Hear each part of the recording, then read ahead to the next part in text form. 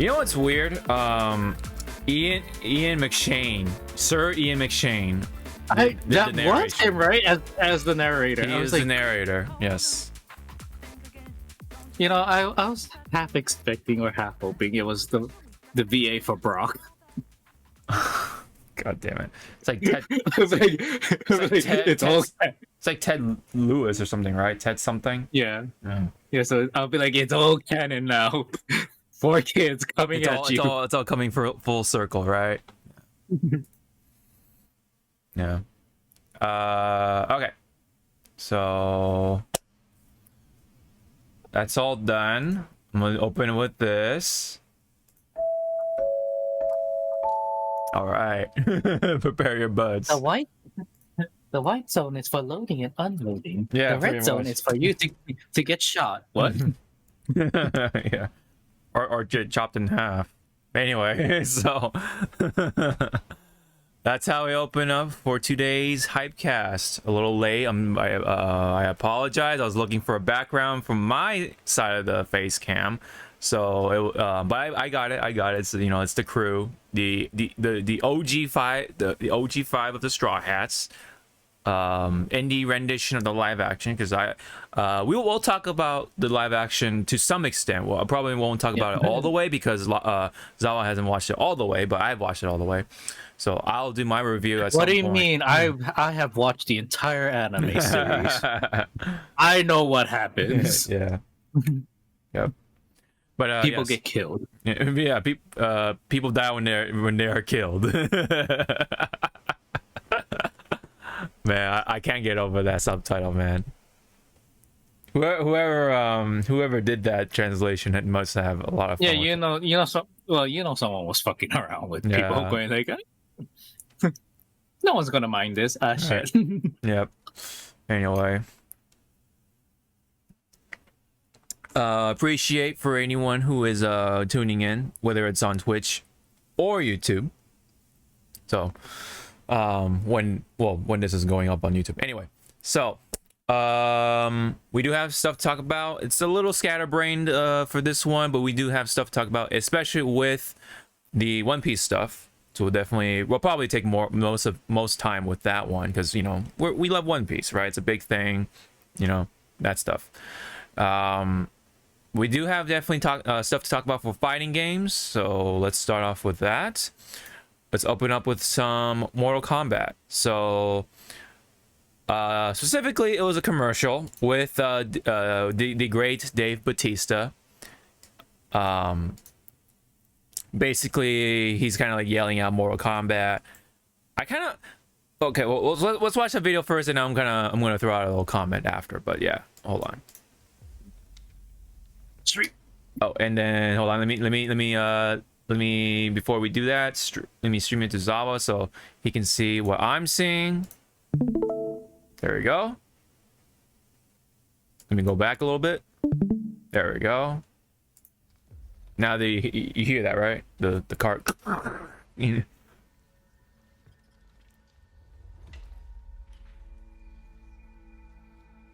Mortal Kombat. Yep.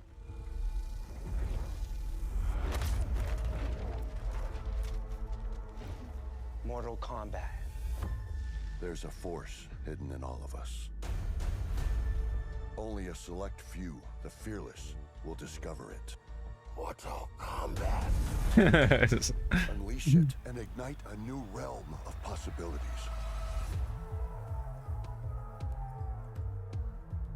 Where legends are rewritten and new alliances are forged.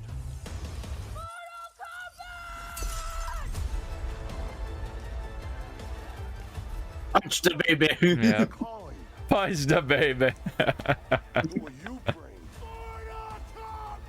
Who will you trust? And then he punches the baby. No longer are we beholden to the past. No, he's still. He's still. Oh man. A new era is upon us. This is our time.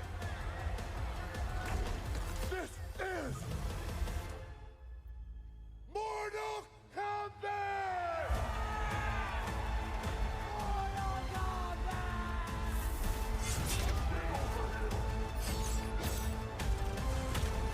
It definitely feels like 90s commercial kind of esque almost, of how like Yeah, I think it is a callback to the 90s. yeah, The 90s commercial. I like that. I like and, that.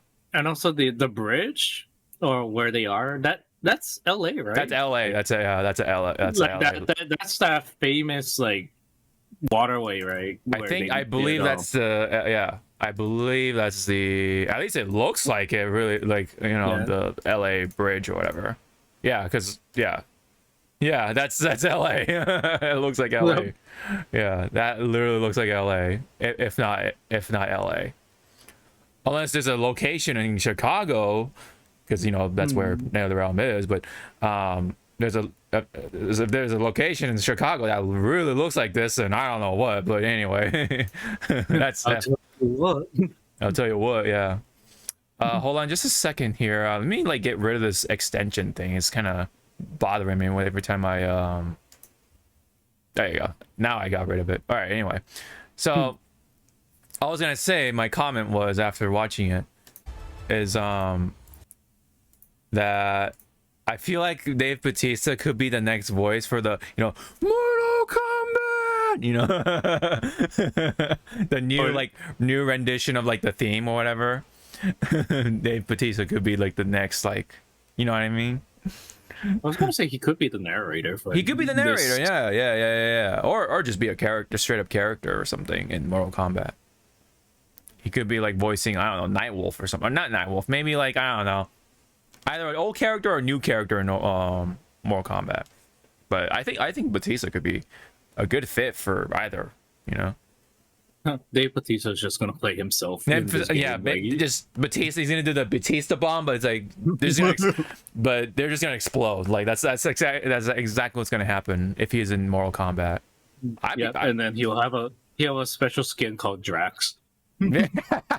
Yeah.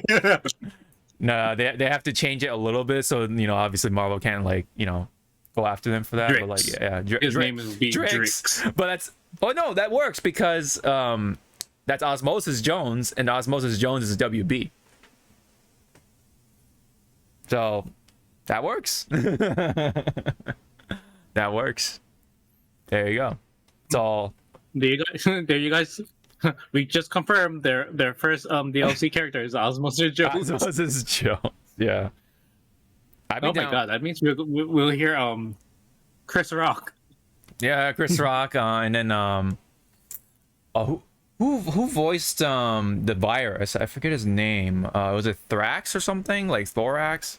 It was like the guy with the finger. Remember, he had he like slashed and poked somebody in, and then like he liked to finger people. He had the finger people. Yeah, he got the touch. He got the touch. He got the power. and then that first scene though, when he poked that at that poor cell or whatever, he just like fucking exploded or some shit. Like, damn, man, that's some.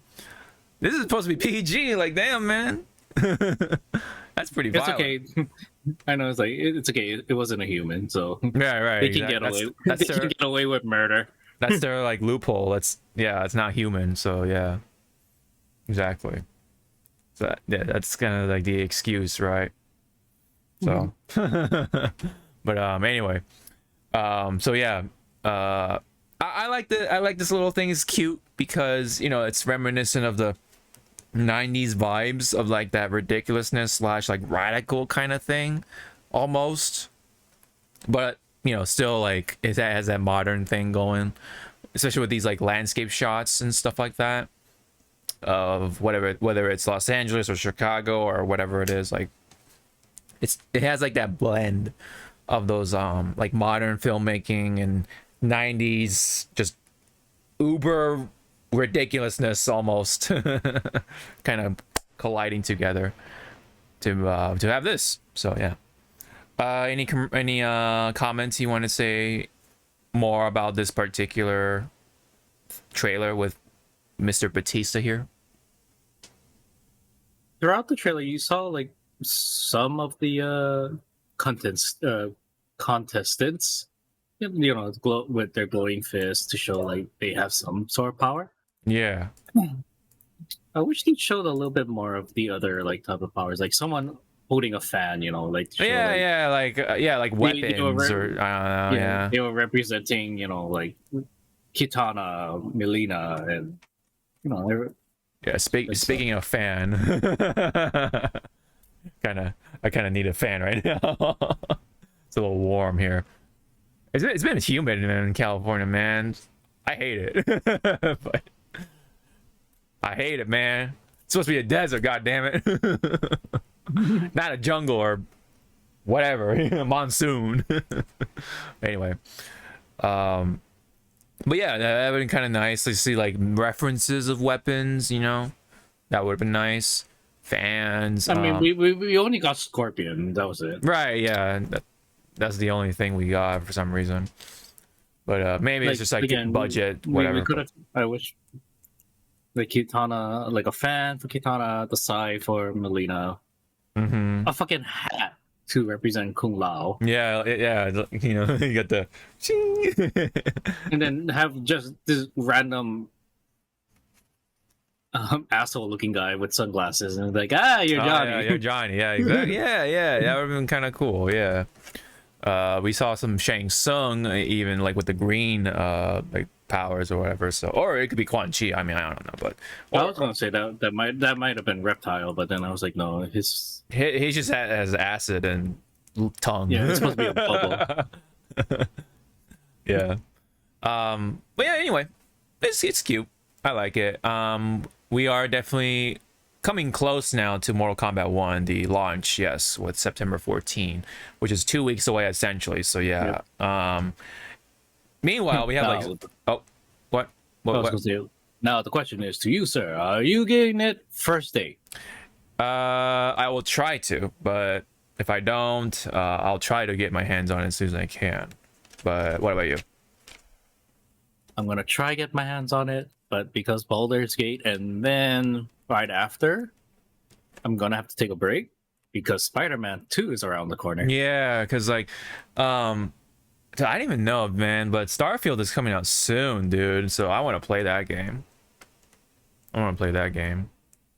Oh well, I saw a review for Starfield, but it was IGN, so it's like, right. But I've heard positive stuff for the most part. Yeah. On like Metacritic and stuff like that. Stuff. Yeah. So I've been hearing again. It's just that oh fuck, I forgot what it's called, but it's like, here's the review from IGN. I see. Right, like it could be yeah, it could be like a thing where they have review copies, and then the review copies are like the better versions, and then when the big release happens, then it's like, wait a minute, you know what I mean? Yeah. Wait a minute. I don't know. But yeah, it still blows my mind that some people take IGN's review scores like to heart. It's like, they've had some good takes though as of late though. To an extent. To an extent. I'll tell you what IGN scored One Piece live action when we get there. And their reasoning. Oh, okay. Their reasoning is gonna make you facepalm so hard that Gengar is gonna pop behind you going like, okay. Yeah. It's okay. Don't hit yourself too hard. Mm-hmm. Right.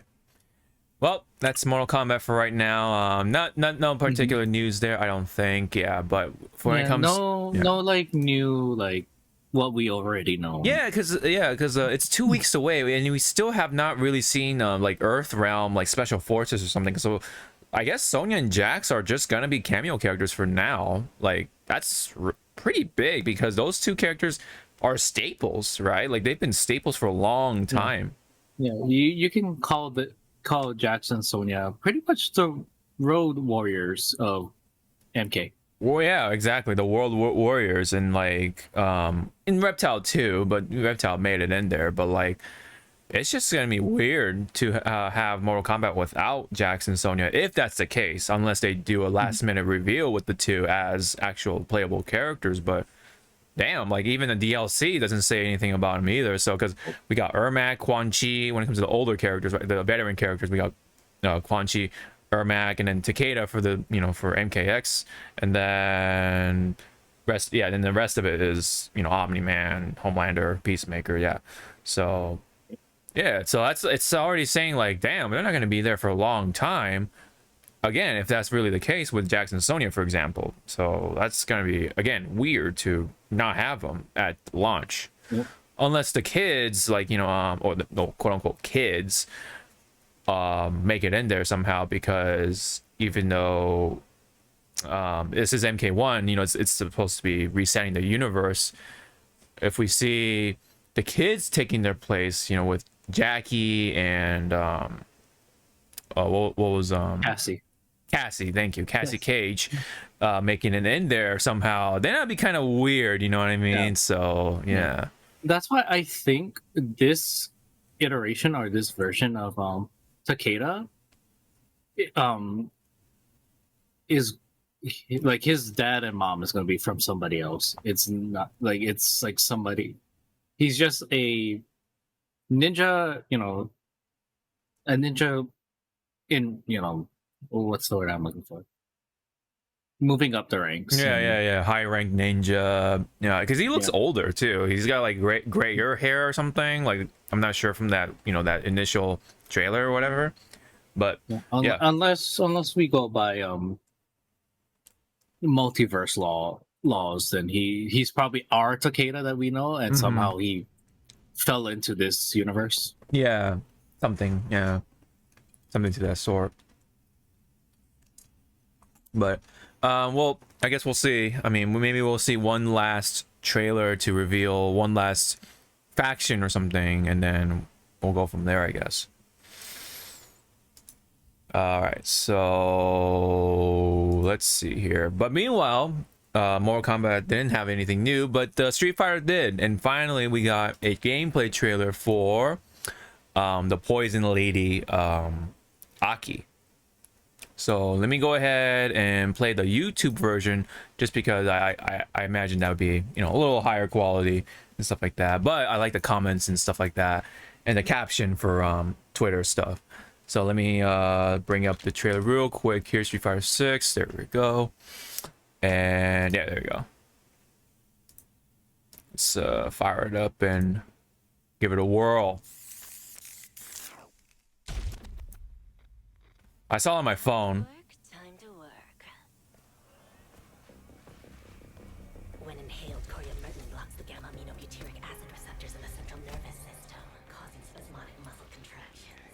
Master, it's a work of art. It's perfect. Oh God. To do with you now. Oh God. So, poke. shall we put him out of his misery?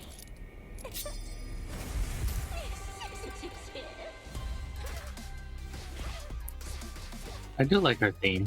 Yeah, a lot of poking for sure. Time for some experimentation. She got the poison. Oh good man. Poison would work wonders on you.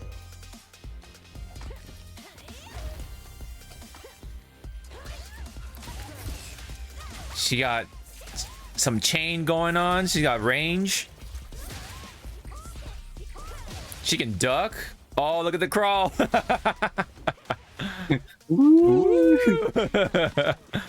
that's why I love the meme with when she's doing that, and then you have E Honda. Yeah, and they just I'll bring up the picture in a bit. Yeah. And that costume also, too. I love the callback to Fong's flappy. Yeah, the flappy. Yeah. Meanwhile, she got that gothic Lolita costume going on. Also, when you look at her animation, it is so fucking smooth. Yeah, it's like, very This combo made me go like, excuse me. I know, right? Oh. I'm like, this is illegal. Yeah. So this is her CA. Like, so I want to know what it is when her life is in, like, you know, at that low. Yeah. I love that. That you know, the victory, winning, the winning screen. Post. Yeah. But yep. I don't know. To me, okay, it's a small little thing, but Yeah. a lot of my friends say like she doesn't need it because she's not jury. I wish her eye kind of gleamed a little, Yeah, no, okay, I feel that. Yeah. Yeah, gleam a little bit. Yeah, just a little more touch. Yeah, it's that little. or to make it more unsettling, her eyes turn into the slits of a snake. Oh Like yeah, her yeah, iris. yeah. That would be kind of cool. Like her pupils like dilate like a little slit, like a snake. Yeah, Yeah. it'd be kind of neat if that was the case. But that part too, this part too, like goddamn, man, the ending part of her CA or whatever, man, looks I know it's like we cannot show blood, so black. we'll just do ink, like why not? Because that's what Street Fighter's been doing for over God knows how long with Street Fighter 4 ever since. But yeah, man, she is like becoming like the new like hotness, you know, when it comes to the waifu stuff. And I like the this tweet, or excuse me, post right here from Capcom, or Street Fighter's Twitter account of all things, right? Feeding off orders from her master, she injects poison into enemies that dare stand within their striking distance. You can't fix her, but she will fix you.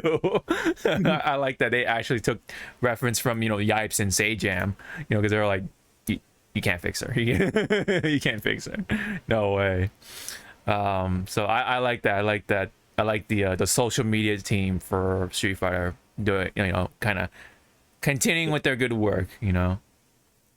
But yeah, everyone's taking notice of the crawling or the weird slithering thing that she did, to the point where you did bring it up with that picture, so I will bring it up here with the E Honda meme right here. Somebody made this because like I think Capcom put out like pieces of it, of like, you know, Honda just by himself in the PNG, and then her by herself in the PNG, and then someone like made it, someone brought it together like this.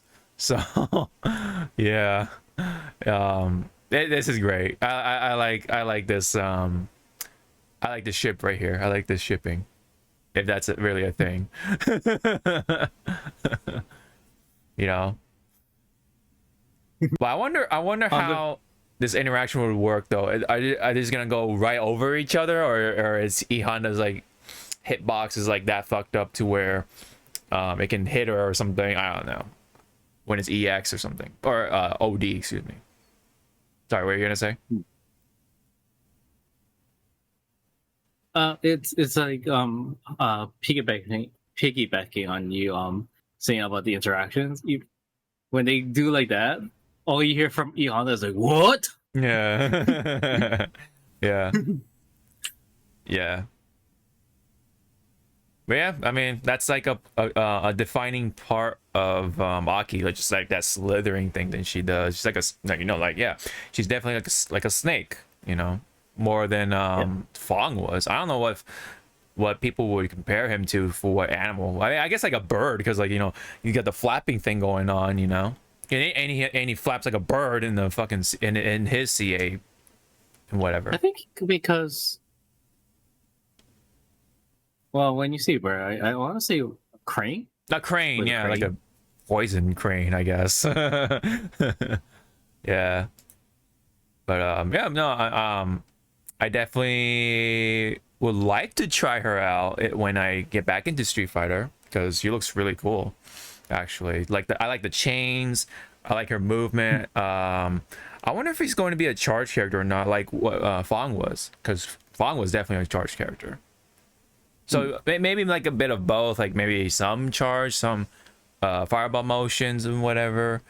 But yeah, I have not touched Street Fighter, unfortunately, because all the other games have been coming out. So yeah, but I want to at least, like, you know, fuck around with her in the lab, and then, you know, that's it. But like, yeah, she looks really interesting though, from like the trailer and everything. She got like good buttons, looks like, or she got like just like ways to like avoid stuff, you know. She's just probably gonna be like pretty annoying to deal with, I imagine, because of the poison, her buttons. Look at that, like her anti-air is like pretty crazy looking. But we'll see how she shifts around the meta, quote unquote. Yep. Yeah. Be poke, poke, poke, and then the slithering. Yeah. She's literally poking. So yeah. Poke, poke, poke. The slithering. She got that leaping thing going on. I think yeah, it's this command grab that's freaking unsettling. Yeah. Of Yeah. of how she contorts herself. It's like Jesus. Yeah. She's definitely very snake-like. So yeah. Also, It's kinda, go ahead. I was gonna say because I also watched this in like 0.5 like playback speed. Yeah. Everything still looks good. Yeah. And I don't know, it's my again a small little like maybe that extra touch when she goes into her level 3, she does this. Oh yeah. Like I kind of wish that Oh, that part. like, Yeah. try to find like right here. Yeah, so Yeah. it's like a fast like when she goes like this. I kind of wish she kind of like has it ready like a little bit open, but the poison that she produces somewhat forms around her hands, and it's in the skull, like it forms a skull of a snake ready to just like Yeah. I get it. Yeah. I think yeah. it's like those small little things, but it's like a fast like you will miss it. Yeah. Kind of reminds me of you remember Snake or Sneck from One Punch Man? He's a guy that does this a lot. That's the snake stance. That snake Yeah, stance. like, Yeah. I don't know. It's just funny. Like the guy from One Punch Man. I just like how she just went like that. It's like, I'm going to kiss you now. I was like, please don't. Yeah. Yeah, that's that stuff. It's like, okay, I'm gonna touch you here. I'm gonna touch you here. Like poke, Okay, poke, poke. so you can also tell she's an acupuncturist. Oh yeah, for sure. Poke. Though I know she's poke. using her pointer finger. Yeah. I wish that to make it more like a fucked up thing, like each body point she's poking is with a different finger. Oh yeah. That'd be kind of neat. Just those little touches. Yeah. But I do like the last one's like and boop. Yeah. Boop. Yeah. Around the forehead, right, or whatever. Let me see. Get that last poke in there. Boop. I'm not touching you. Yeah. Yeah. Also, to have the yin yang Symbol. symbol in the back before he explodes, it's like, no, that's a really nice. It's funny that JP is the one taking it too, because like he's like one of the top characters right now, so like this is probably like a cool trailer just because I'm pretty sure a lot of people hate JP, especially if you're a Geef main. I kind of want to see someone mod that that little section of the body glowing and stuff, because if you look at it, it shows all the points, right? Yes. You can like make a little like connect the dots. But I just want to see some mod that says "get good," like it's written. It's just like "get good." Get good. Okay. That'd be pretty funny.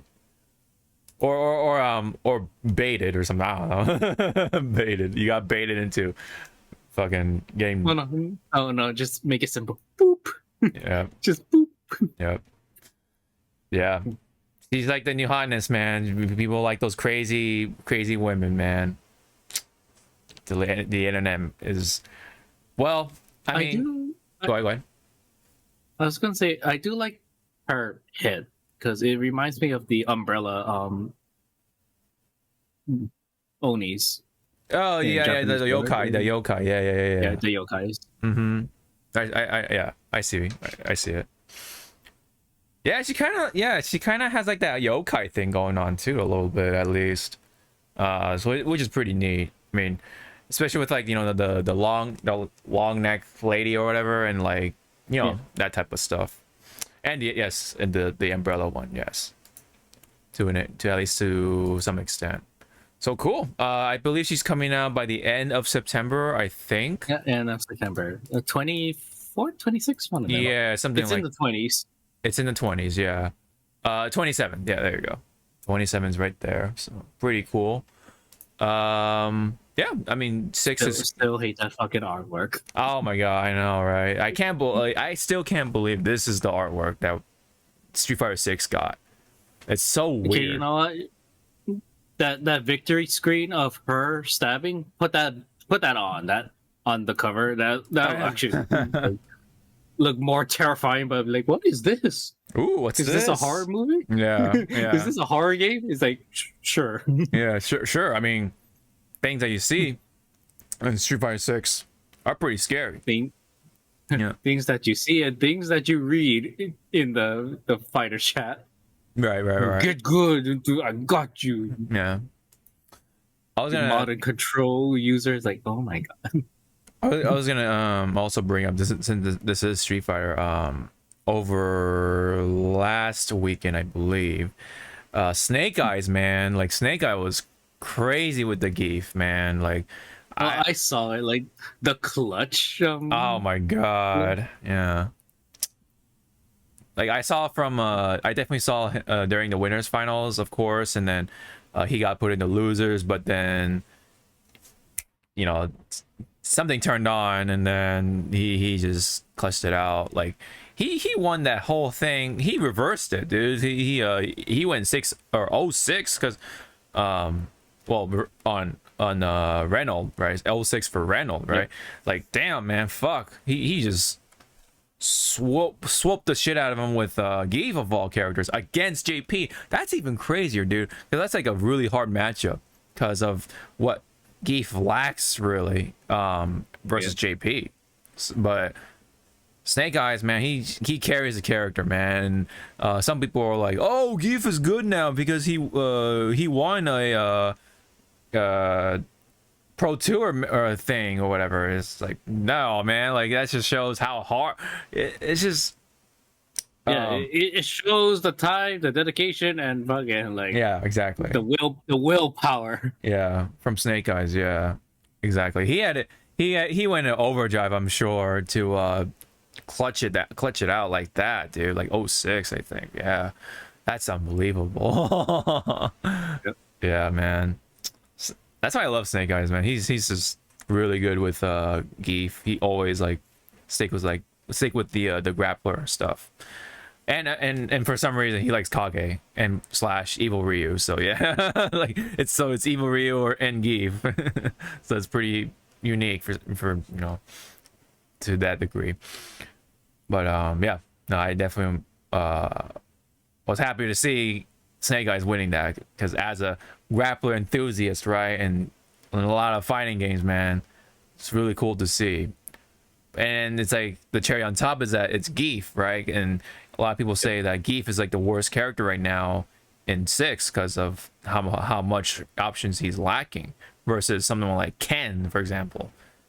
You know, Ken is like the top character right now, I believe, still, along with like JP and some other characters. But yeah. But anyway, congrats to Snake Eyes for qualifying into Capcom Cup. Hopefully we see you tear it up even further with Geef in Capcom Cup.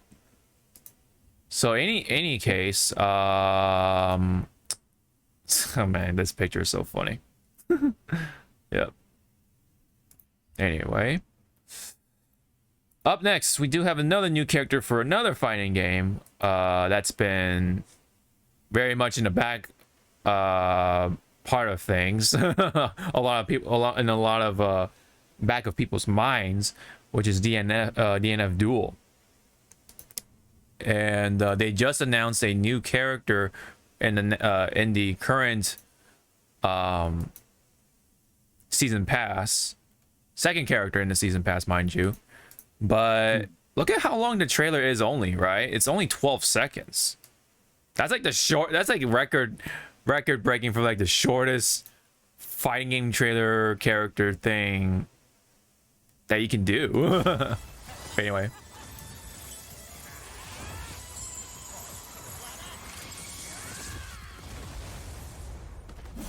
That's all we get. It's just literally his level 3 or whatever.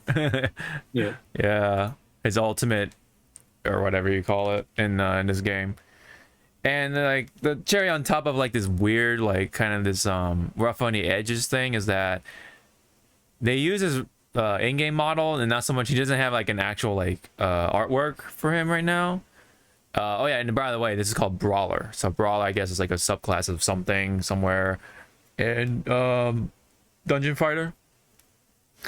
Yeah, so I don't know what's with the like the marketing thing, man. Like like they put out this short ass trailer, and they didn't even like do the artwork for Brawler. They just used the in-game model, and it doesn't even like match up with Spectre in terms of like the quality and stuff like that. So it's like it's also kind of rough on the edges, man. It's and of course we didn't get any release date for this character either, so people are like kind of like saying, oh, this character's gonna come out like next year or something. They're kind of memeing on this game because of how long it takes to just get updated. One person in the comments says, on one hand, I feel very jaded by how rough the development of DNF Duel has led to a content drought of a game that had a lot of potential. On the other hand, holy shit, that design goes hard. I want to play him enough to bring me back to picking up the game again. So it's like, yeah, I don't blame him for feeling that way, right? Like, this game had a lot of potential, and you know, as someone who did play the beta and a little bit of the final product, it sucks because it was really fun, and then how they treated the game ever since is like, fuck, man, it's such a waste. It's such a waste of a good game like that. And yeah, I mean, shout outs to them for trying to continue with it, but it's just like, man, just, I don't know, man, it just didn't do enough or something. So damn shame, really. Meanwhile, yeah, like I said, it's just, people just kind of meme on the game. It's like a butt of the joke for fighting games right now. Even though it looks cool, it looks good. Yeah, it says, somebody says, yeah, 2 years from now. Quarterly reminder that there's a skeleton crew working on this unfortunately dead game. Can't wait to see this guy in action like in like a year. It's madness that we only know 2 of the DLC characters at this point. You know, it's ridiculous. It's definitely ridiculous of where DNF Duel has wind up, especially for a game from or that has the Arxis name to it. You know. Anything you wanted to add on for DNF Duel? We're gonna see a repeat when they actually show a trailer of combos not even looking like combos. Yeah, it's just like hits, just singular hits, just showing off the moves. Doesn't even correctly use the character to demonstrate for a trailer, you know, to make it a cool trailer at that. Yeah. It's just so weird. Again, like 12-second trailer, doesn't even have an official artwork thing going on, 2D artwork like Spectre did. It's just like they're just only using what they have at this point, which is the in-game render. You know, it just looks off, you know, in comparison to Spectre, right? Again, it's a real shame of how they're really treating the game. All right, well, let's move on from there with Evo. There's some actual development for Evo. I like how they're treating this update for Evo. It's kind of like a patch note, right? It's oh, ho, ha, ha, very funny, right? Because, you know, fighting games. So, would you mind reading the post that Evo put out for the updates for Evo 2024? Save the date 2024 patch notes. Yes. I like that. Yes. Reduced recovery on Evo 2023. What this means is Evo Las Vegas 2024 now July 19th to 21st, which was changed from July 26th to 28th. Yep. Venue adjustments. A +1 to convention activity days. Previously 2 days. Hmm. And now the biggest one, which is my fucking eyeball, like wide eating. Yeah. Yes. New location. Ooh. So is it not gonna be at the Mandalay? Yeah. I guess not. Right. That's really interesting. You know. Yeah. More details in January 2024. So probably, I think. Well, although I think Evo Japan is in March, so I don't think it's during Evo Japan. I think he's just gonna just say it during January. So yeah, but yeah, no, that's actually really interesting to see, like these developments for Evo, because we've always, well, especially for us anyway, we went to Evo during the Mandalay stuff, you know, and so it's definitely going to be pretty interesting. I mean, it happens. It's happened before. We've had, because the first Evo I went to, it was at was it Bally's or something? It was like Valley / Paris. I think that's what it was. That was my first Evo, and it was okay. You know, it was fine at the time, but it definitely was better when it was at Mandalay, because it was like, you know, a lot more room and stuff like that. There's more stuff potentially, but yeah. So it happens. You know. Locations change for whatever reason, maybe some sort of agreements, or you know, because they wanted to move to a different date, they don't have the Mandalay Bay at that day, so they had to move to a different location, or maybe they found something better for what they're gonna do next. Maybe, I don't know. So I'm not sure about the reasons, right? But it is definitely interesting, no less, that yeah, they're gonna go to a different location. I wonder what is it going to be. Maybe is it like Caesar's Palace, or is it like, you know, some other location? I don't know. We'll see. Any comment that you wanted to throw out there for Evo with these changes? If it's a new venue location, I wonder how the ticket price is going to be now, since, you know, it's probably not going to be the same. Oh, for sure. Is it going to be cheaper? Is it going to be more expensive? And again, how far away from the, I guess, the strip's going to be? Is it, you know? To which I think it's still going to be on the strip, but it's going to be at, like, I guess, the actual convention center in Vegas. Yeah. Yeah. So that means, like, a lot of people are going to have to, like, move to a different hotel to be closer and stuff. Yeah. That's definitely unfortunate for those who like decided to like book really early or something. Maybe if it's like really early, they can get away with like not too big fees, or, you know, anything like that. Let me look into here. Yeah, okay, so I was right. It was Bally's / Paris for 2015 Evo. 16 was 16 at Mandalay. I felt like it was at somewhere else. Oops, hold on. I felt like it was somewhere else. Hold on, let me see. Oh yeah, it's right here. How convenient. Oh, so it was at the Mandalay. Okay. Yeah, Mandalay. Yeah, so it was Mandalay all the way ever since Bally's. Okay. Mandalay. Because I think what happened was, while it was at Mandalay, I think there was a deal at another hotel or something. It was like West something. I forget what it was. West Virginia. Yeah, West Virginia. No, West something. I think it was. I don't know. I could be crazy, but anyway.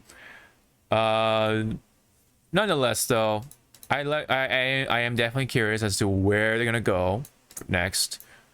So yeah, it's been a pretty decent amount of time for Mandalay, but I guess they're gonna move on from Mandalay to somewhere else ever since 16, right? So that has been 7 years. That's a long time, right? That seems like a long time.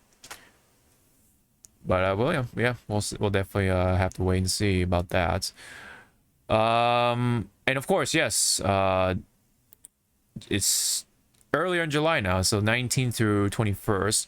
And yes, and let's not forget, we got one more day at the convention instead of 2 days, right? Because when it's during grand finals, you can't go back to the venue at all, so it's like completely closed off. But this change is really good because people will still want to, you know, get together, do their casuals, right? Set up their casual setups to have, you know, just play fighting games together and stuff like that at the venue. So that's really cool. Yep. You know, not everyone wants to sit in the arena and stuff like that. You know, they kind of want to just play. They just want to keep playing and stuff like that. You know, so that's really cool of them to let them have the convention for one more day. So that's really awesome. So yeah, it's a little earlier, one more extra day, and new location. That's pretty much the gist of that.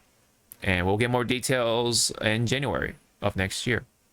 So definitely look forward to that. Any concluding comments for Evo, or are you good? I'm good. Alright. Well, actually, good luck on your new venue. Oh yes. I hope that works out. Yeah, definitely. Oh yeah. So also, this is from Markman. Other reasons is definitely that there are clashing days, right? There's Comic-Con or DreamCon. That's pretty funny. Also 3-day convention. Yeah. So there are conveniences that come with that, right? So yeah, Comic-Con I believe is around the end of July. So that's definitely that would have shooken things up, but they are trying to move away from DreamCon and Comic-Con dates. So that is another thing to consider. That's also kind of funny at the same time, but yeah. So that makes sense from that perspective as well. So, all right, that's it for fighting games from the docket. Now we can head on over to the Frontline side of things. Let me go ahead and bring this up.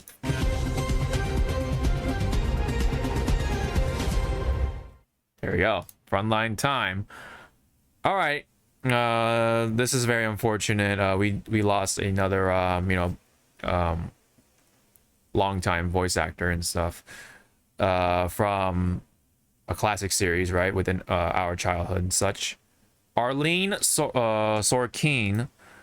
It was the voice actress for the first iteration of Harley Quinn in the Batman animation series. Yep. She passed away pretty recently, taken away too soon from us. Has been Harley Quinn for a number of other stuff too, not just the animated series. But let's go ahead and hear Harley Quinn during those days. Harley Quinn, pleased to meet ya. You can't deny there's an element of glamour to these super criminals. You're a certified nutso wanted in 12 states and hopelessly in love with a psychopathic clown. At what point did my life go Looney Tunes? Knock, knock, Puddin'. You know, for what it's worth, I actually enjoyed some of our romps. But there comes a time when a gal wants more.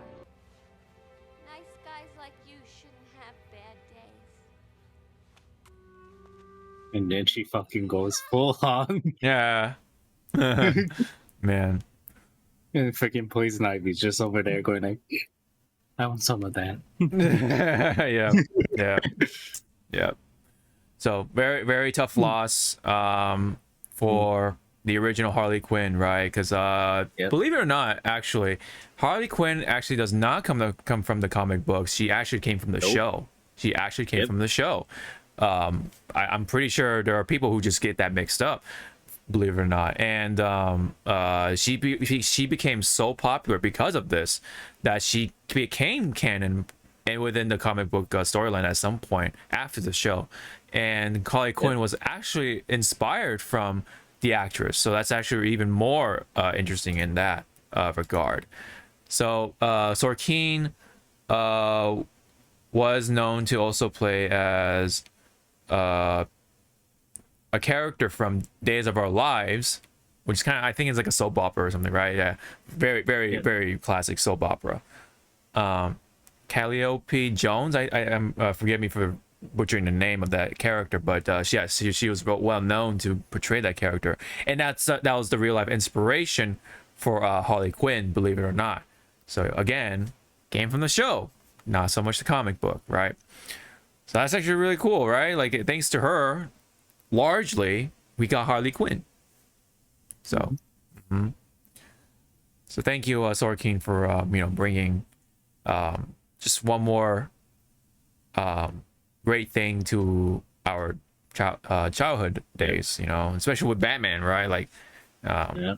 yeah. So now she and Kevin Conroy are just talking to each other. Yeah, right. Meeting up and stuff like that, catching up on things. So, right. She actually had multiple sclerosis, for those who did not know. So she unfortunately passed away because of long complications. So yeah, that's also a problematic disease to deal with. There is one person we do know actually from the community.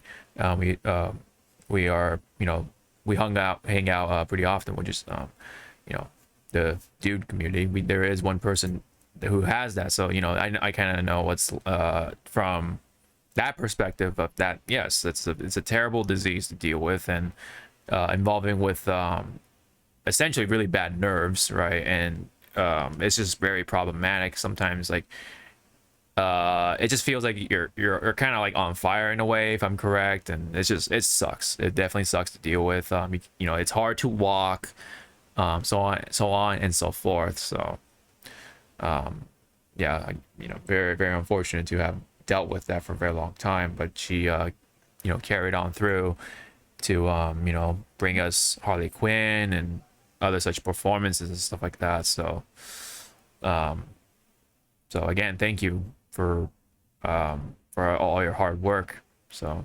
may you rest in peace, and deep condolences to all family and friends. So you just hate to see, again, man, you hate to see it. You really hate to see people like her go like that. Yep. Any other comments you wanted to throw in for Harley Quinn / Sorkin, Arleen Sorkin? Nope, just condolences to the family, and Yeah.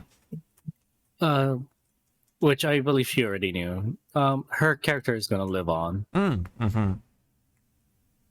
Yeah, for sure. She became so popular because of the show, man, or from the show, right? And it's definitely largely thanks, of course, like I said, thanks to Sorkin. Yeah, to Miss Sorkin, and then and I forgot if it was true or not. I think like, someone's gonna correct me if I got this wrong. I think Tara Strong went to Arlene to kind of like get like coaching, like, how do you want me to portray Harley, like, to not copy you, but to make her my own, right, kind of thing. Yeah, interpretation of Harley Quinn. Right. That is definitely possible. I'm sure Tara Strong just took at least a good amount of inspiration, right, from Sorkin to, carry on with the with Harley Quinn. She'll definitely live on, like you said, and yeah. So, all right. So next up on the front line here, we can take it to this direction with some marketing bullshit from PlayStation. So initially, with this tweet appears to be innocent, right? September monthly games for those who have PlayStation Plus with Black Desert, Saints Row, Generation Zero, right? All right, that seems fine enough. But when you actually open up the details here, right, and go through this stuff, all right, cool. I mean, take a closer look at these games if you want to know about them in case. But however, if you look down here, oh, what's this, right? Snuck it in there, did you? Here are the new prices for PlayStation Plus 12 month subscription plans. So for those who want to get the regular stuff, right, like me and I'm sure Zawa, it's going to be $80 instead of the $60 that we've been dealing with for a long ass time. And then the PlayStation Plus Extra 12 months subscription is going to be $135 USD. And then for those who want the premium stuff, 12 months subscription, $160 USD. So you have to pay $80 now, essentially just to be able to play online on PlayStation, man. It's getting ridiculous, bro. It's like, what's wrong, Sony? You're fucking what do they call it?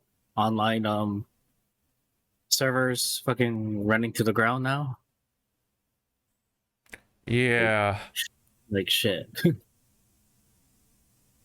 So the new prices for 12-month subscription will remain at a discounted rate when compared to the purchasing the 1 month or 3 month subscriptions over a 12-month period. So of course, yeah, obviously, for current 12-month subscribers, this price increase will not take effect until your next renewal date that occurs on or after November 6th. However, any new or any membership changes you make on or after September 6th, such as upgrades, downgrades, or buying additional time, will update your plan reflecting the new prices. So yeah, that is a kick in the balls, ain't it? What it feels like. It's like we're paying for the same thing, or paying for the same thing, but we had to pay higher. It's like, what the fuck, man? It's getting ridiculous, man, with these like online services, bro. Yep. So, I mean, if I don't get this, though, I can't play Street Fighter online, can't play Tekken online. I mean, I could get on PC, I could get a Tekken 8 on PC, sure, but I always like the idea of being able to take my PS5 and then take it to, I don't know, people's houses and stuff like that and play it from there, you know? That's, I don't want to lug around my PC to do so, you know? That's why that's why I get fighting games mostly on my console, just because of that. I don't really care about like the modding and whatever stuff like that personally, and all the input lag kind of hoopla and whatever, all that talk. I personally don't care. I like the option of just being able to carry my my console around and play fighting games at some people's houses, or at Evo, for example. You know, back in the day, especially. You know, I just had to carry my PS4 because I had a number of fighting games on it. Yeah, that's where we played on. You know, again, I don't want to lug around my PC. Fuck that. No, not at all. But yeah, you know, PlayStation is making it harder to be able to enjoy that kind of stuff, you know, specifically. It sucks. Now, when it comes to free-to-play games, I think that's where it's not required, but nonetheless, fighting games and Call of Duty, I'm sure, are definitely going to need PlayStation Plus to just be able to play online. So you just gotta cough up to $80 if you're willing to stick with it, man. But hopefully we can kind of come to like a middle ground, maybe $69.99, because I don't think we're gonna go back to $60. But man, something, man, I don't know. They gotta do something, man.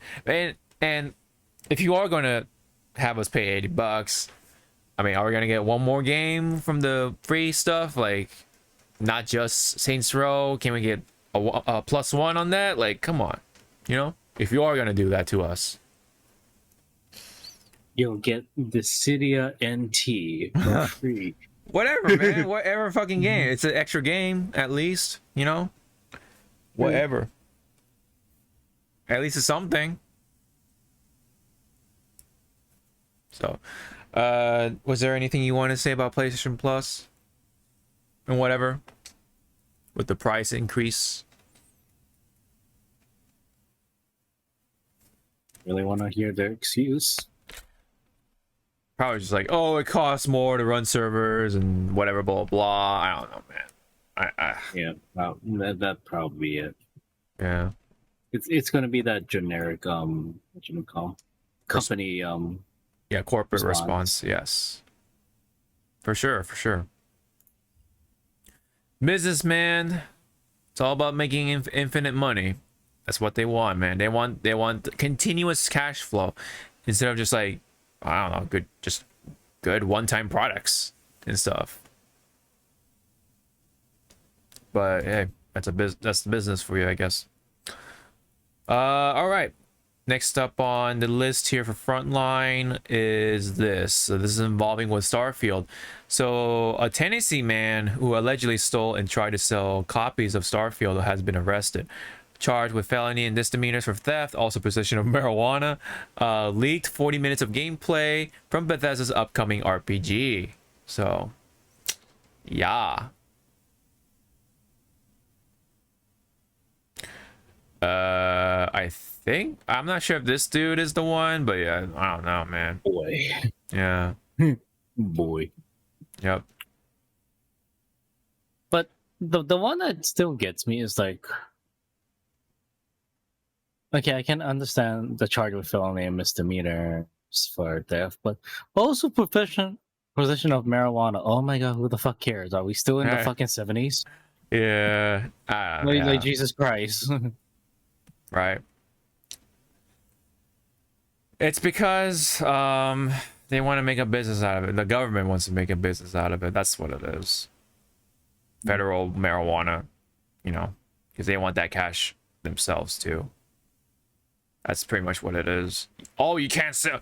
What's that? You're selling it and we're not making money from you? Fuck you. That's pretty much what it is.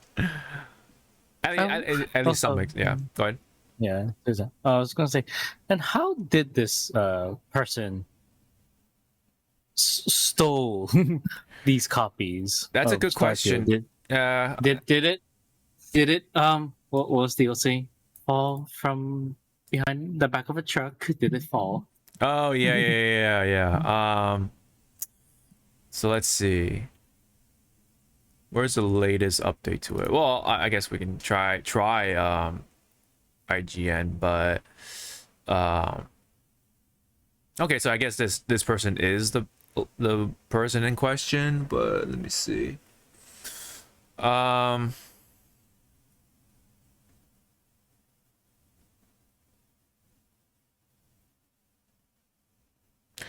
29-year-old Darren Harris was booked yesterday in Shelby County, Tennessee, on a felony charge of theft of property costing $2,500 to $10,000, a misdemeanor charge of theft of property $1,000 or less, and another misdemeanor charge of possession of marijuana, as we were kind of saying, per information on Shelby County Sheriff's office website. See. While it's currently unclear what legal repercussions Harris will still have to face, he posted a $10,000 bail today. The leaked footage first hit the internet on Tuesday, which was taken from a cell phone and posted on Harris' YouTube account. It was quickly taken down for copyright infringement, but not before spoilers were recorded, screen grabbed, and shared more widely. And they're still out there, so be careful if you're trying to play Starfield with little information as little possible. After some level of criticism at Harris for how he played the game, as much of the footage involved him struggling to grasp the mechanics, as he posted a follow-up video. Okay, so it's just like a bunch of nonsense, whatever. Let's see. Harris's YouTube channel, or Harris's YouTube and other social media accounts, have been scrubbed of their previous videos, but according to Kotaku, Harris took things further as he began trying to sell copies of Starfield, including the $300 Constellation Edition on Mercari. While it's unclear how Harris obtained the copies, yeah, we still don't know, I guess, or if Microsoft tipped off the Shelby County Police about his conduct, he certainly made a little secret of his possession of the game. So yeah. You still don't know how he got his hands. He probably worked at like Walmart or something and stole those copies from the stock or whatever. I don't know. One of those big retail stores, I'm sure. Yeah, man. Yeah, that's classic textbook lesson, man. Don't steal. That's pretty much it. It's so weird too. It's like he posted on his YouTube channel where his name is clearly labeled, I believe. Right? It's just so obvious, right? You're gonna get caught, you know. Yep. In this, I guess, case, maybe for some people you love to see it because people like seeing stupid people get in trouble and stuff like that as a means to meet their consequence, just a classic case of just don't steal, man. That's pretty much what it is, especially for a big game that's coming out pretty soon. Any other comments about this little story right here? The story.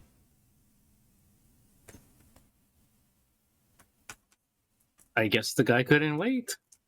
He really wanted to check out Starfield, didn't he? He wanted to show it off too. Like, hey, look at me, I'm playing Starfield. Oh, early access, baby. Oh, yeah, early access straight from the developers. Yeah, I know, right? All right.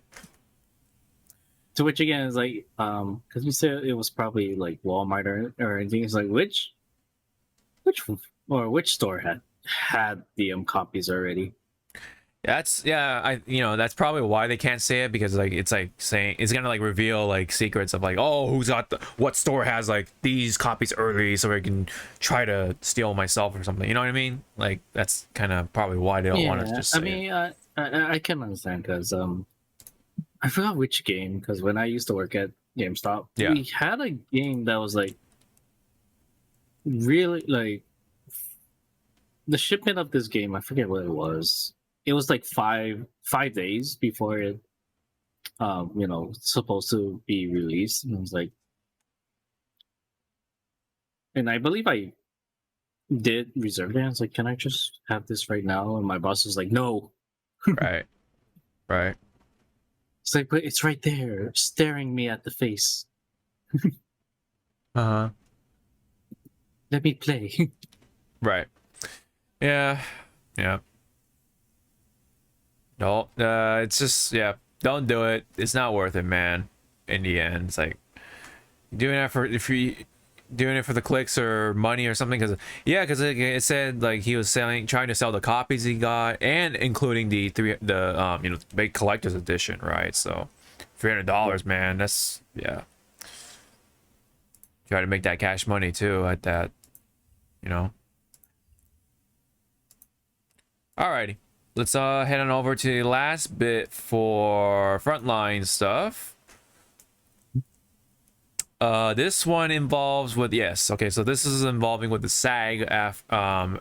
AFTRA, which is the guild for screen actors and stuff like that, including voice actors, blah blah blah, you name it.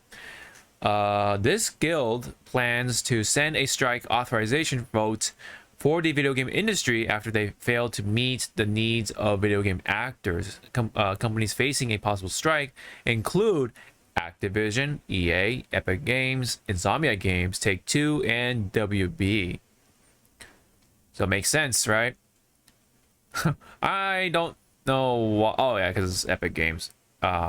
Discussing film included the picture of Fortnite for some reason, of all things. But hey, it's Epic Games. So yeah, we could be facing another thing, from the Writers Guild, and that strike going on still. I'm sure. Now it's gonna now directly going to be happening with video games, possibly in the future. So that means we're gonna probably see some delays on those AAA games, here and there or whatever. We'll see. We'll see how this affects, the video game industry. But any comments on this one? Yeah. I mean, it's on top of that, and we're having the other the ongoing strike, and then Yeah, now right. what was it? The VX studios are now actually finally thinking about unionizing. Oh Which I was like, yeah, that's right. That's right. it's like when you look at your watch, it's like you guys aren't yet. What? Yeah, that's crazy. But I'm glad it's being done, right? Unionizing in that part of the industry, yeah, because it's rough, man. That shit's rough, especially with how much entertainment shit has been like coming out, man. They're just pumping out, and also some what was it? Studios are fucking leaning towards AI, fucking shit. And it's like, yeah, the I hell's know, wrong with you? right? I know. Yeah, especially with the whole like back to the acting stuff, right? Like the background actors being replaced with AI, and then they're gonna use their face forever without like any residuals and stuff like that. Like, oh man. Studios, royalties, and Yeah, fuck that, right? So but again, with the companies that for back to SAG Extra Strong right now, yeah, all the companies that has just been listed. I don't know about you. I kind of want to see fucking Activision squirm in their in their pants right now. It's like, yeah, like, right. Yeah, I mean, you doing that Willy Wonka meme, like, so right. what you doing? Yes, yes. Yep. The all laying on the fist, you know. He's gonna kind of want to see. Yeah, get- it's like, well, it's like, why are you guys scared? Right. You are treating your employees, right? Right? Well, No? right, yeah. Oh, I was like, oh dear, We oh still my. we still haven't seen the conclusion of that the whole like California lawsuit or whatever the case, right? Like with the whole harassment stuff. We Yeah, still I think it's still ongoing, Yeah, but for they're sure. really trying to what's the word? Trying to settle it out of court yeah. to and I'm like, please don't. Yeah. Just take your L. Yeah. Yeah, hopefully they don't just swarm out of the way, right? But even if they do, I mean, they're probably gonna get some sort of strike anyway. I don't know, man. It's just one after the other, I feel. You know. We'll see. See how this pans out for this part of the industry. All right. That's it for the frontline side of things. Now we can go into games and such like that. Involving with this one. This one, let me see. So, oh yeah. So, Armor Core has come out, right? And it actually has a lot of like creative features, right? Including the painting, stuff like that. And someone made Bobobo as part of their thing. So that's actually really neat. So this is one example of like a lot of examples, I'm sure. But somebody put Bobobo of all things. That's really funny. Have you watched people playing Armor Core at all, or? I have, like, I saw some videos, but then my boyfriend had to correct me, saying that some of these videos saying that no damage, first time kill on such and such boss. Yeah. He said that some of these playthroughs are new game plus, like some of these attachments or weapons are like, yeah, you don't get them till like end game, or they're just doing the chapter replay to just get like a better score or yeah, like, ooh. right. But for like the customizing methods and stuff, some of them are really funny as hell. Yeah. Again, with the Bobobo stuff, that's just one example of a sea of just creativity that players have been going through. Man, it's pretty cool. Just funny to see it in action. I think which screenshot was it? Let me see. There we go. Now, see, he's just kind of see it going. You know, I think it's pretty funny. How much Bobobo have you watched when it was out slash, I guess, popular at the time? The last time I fully watched Bobobo is like I think they were at the an amusement park. Oh, okay. I never really got too deep into Bobobo. I just know I definitely know of it. You of know course. of it, Yeah. Like I read the manga a little bit, and then I saw the anime for a little bit. I'm like, all right, you know, it's not really my thing, but I get it. It's supposed to be like this ridiculous, like funny thing. Especially It was I think the best way to describe Bobo it was the early draft of Gintama. Like it was Kinda, an early yeah. draft of Gintama. Yeah. It's kind of like on the same line of Gintama almost. Yeah. But I feel like Gintama at least has some sort of refinement in a way. Like it's Refinement yeah. and it thrive well with Gintama. It thrives on its parodies. It's definitely it's more tasteful too, because like of course with Bobobo you have what's his name, Gasser or whatever. That's his English name, but you know he literally uses farts to fight and stuff. So yeah, especially with the English dubbing, that really like took it further, right? With the whole like Yeah, the English dubbing was fucking hilarious. it definitely took it like further with the quote unquote like sort of raunchiness and stuff like that it brought. I mean, you know, Bobobo, you know, uses nose hairs, you know, as a part of his attack, and then like largely takes the parody of like, you know, Fist of the North Star in a way. It's like a huge inspiration for it. And then like of course the enemies are people who are bald, right? So that's always kind of hilarious, you know. And then of course all the villains are bald, so it's like they all kind of look alike in a way, but then there's like other villains with hair, and I don't know what's going on with that shit because I didn't go too far with it, but yeah, just one of those over the top ones where it's like, you know, people hold dear to their heart because of how ridiculous it is during their childhood. You know, that's what just one of those things.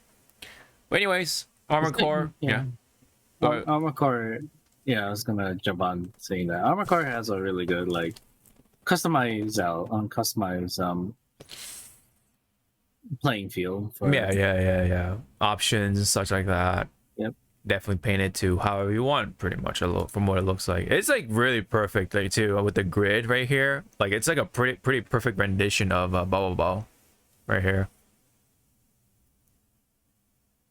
All right, so that is pretty much it on that little bit. So there is a actually a update on the Genshin bug, quote unquote, here. So I brought it up last week. So basically, just to, you know, kind of recap on it a little bit. So there supposedly there was a bug where a certain character enters your world, right? You know, through co-op online, and they can actually delete assets, in-game assets, with their basic skills or abilities, right? And it made important pieces disappear, like the tree that gives you the artifact pieces, or kind of like, you know, armor pieces and like MMOs and stuff like that.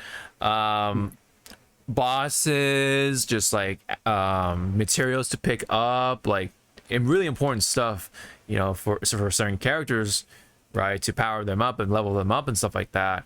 So it was a big problem, you know, obviously, no matter how you looked at it. But turns out that it wasn't actually a bug, but actually a third-party mod that somebody had to be malicious about it. Like they just literally had the mod on them, went around people's worlds and just delete stuff, right?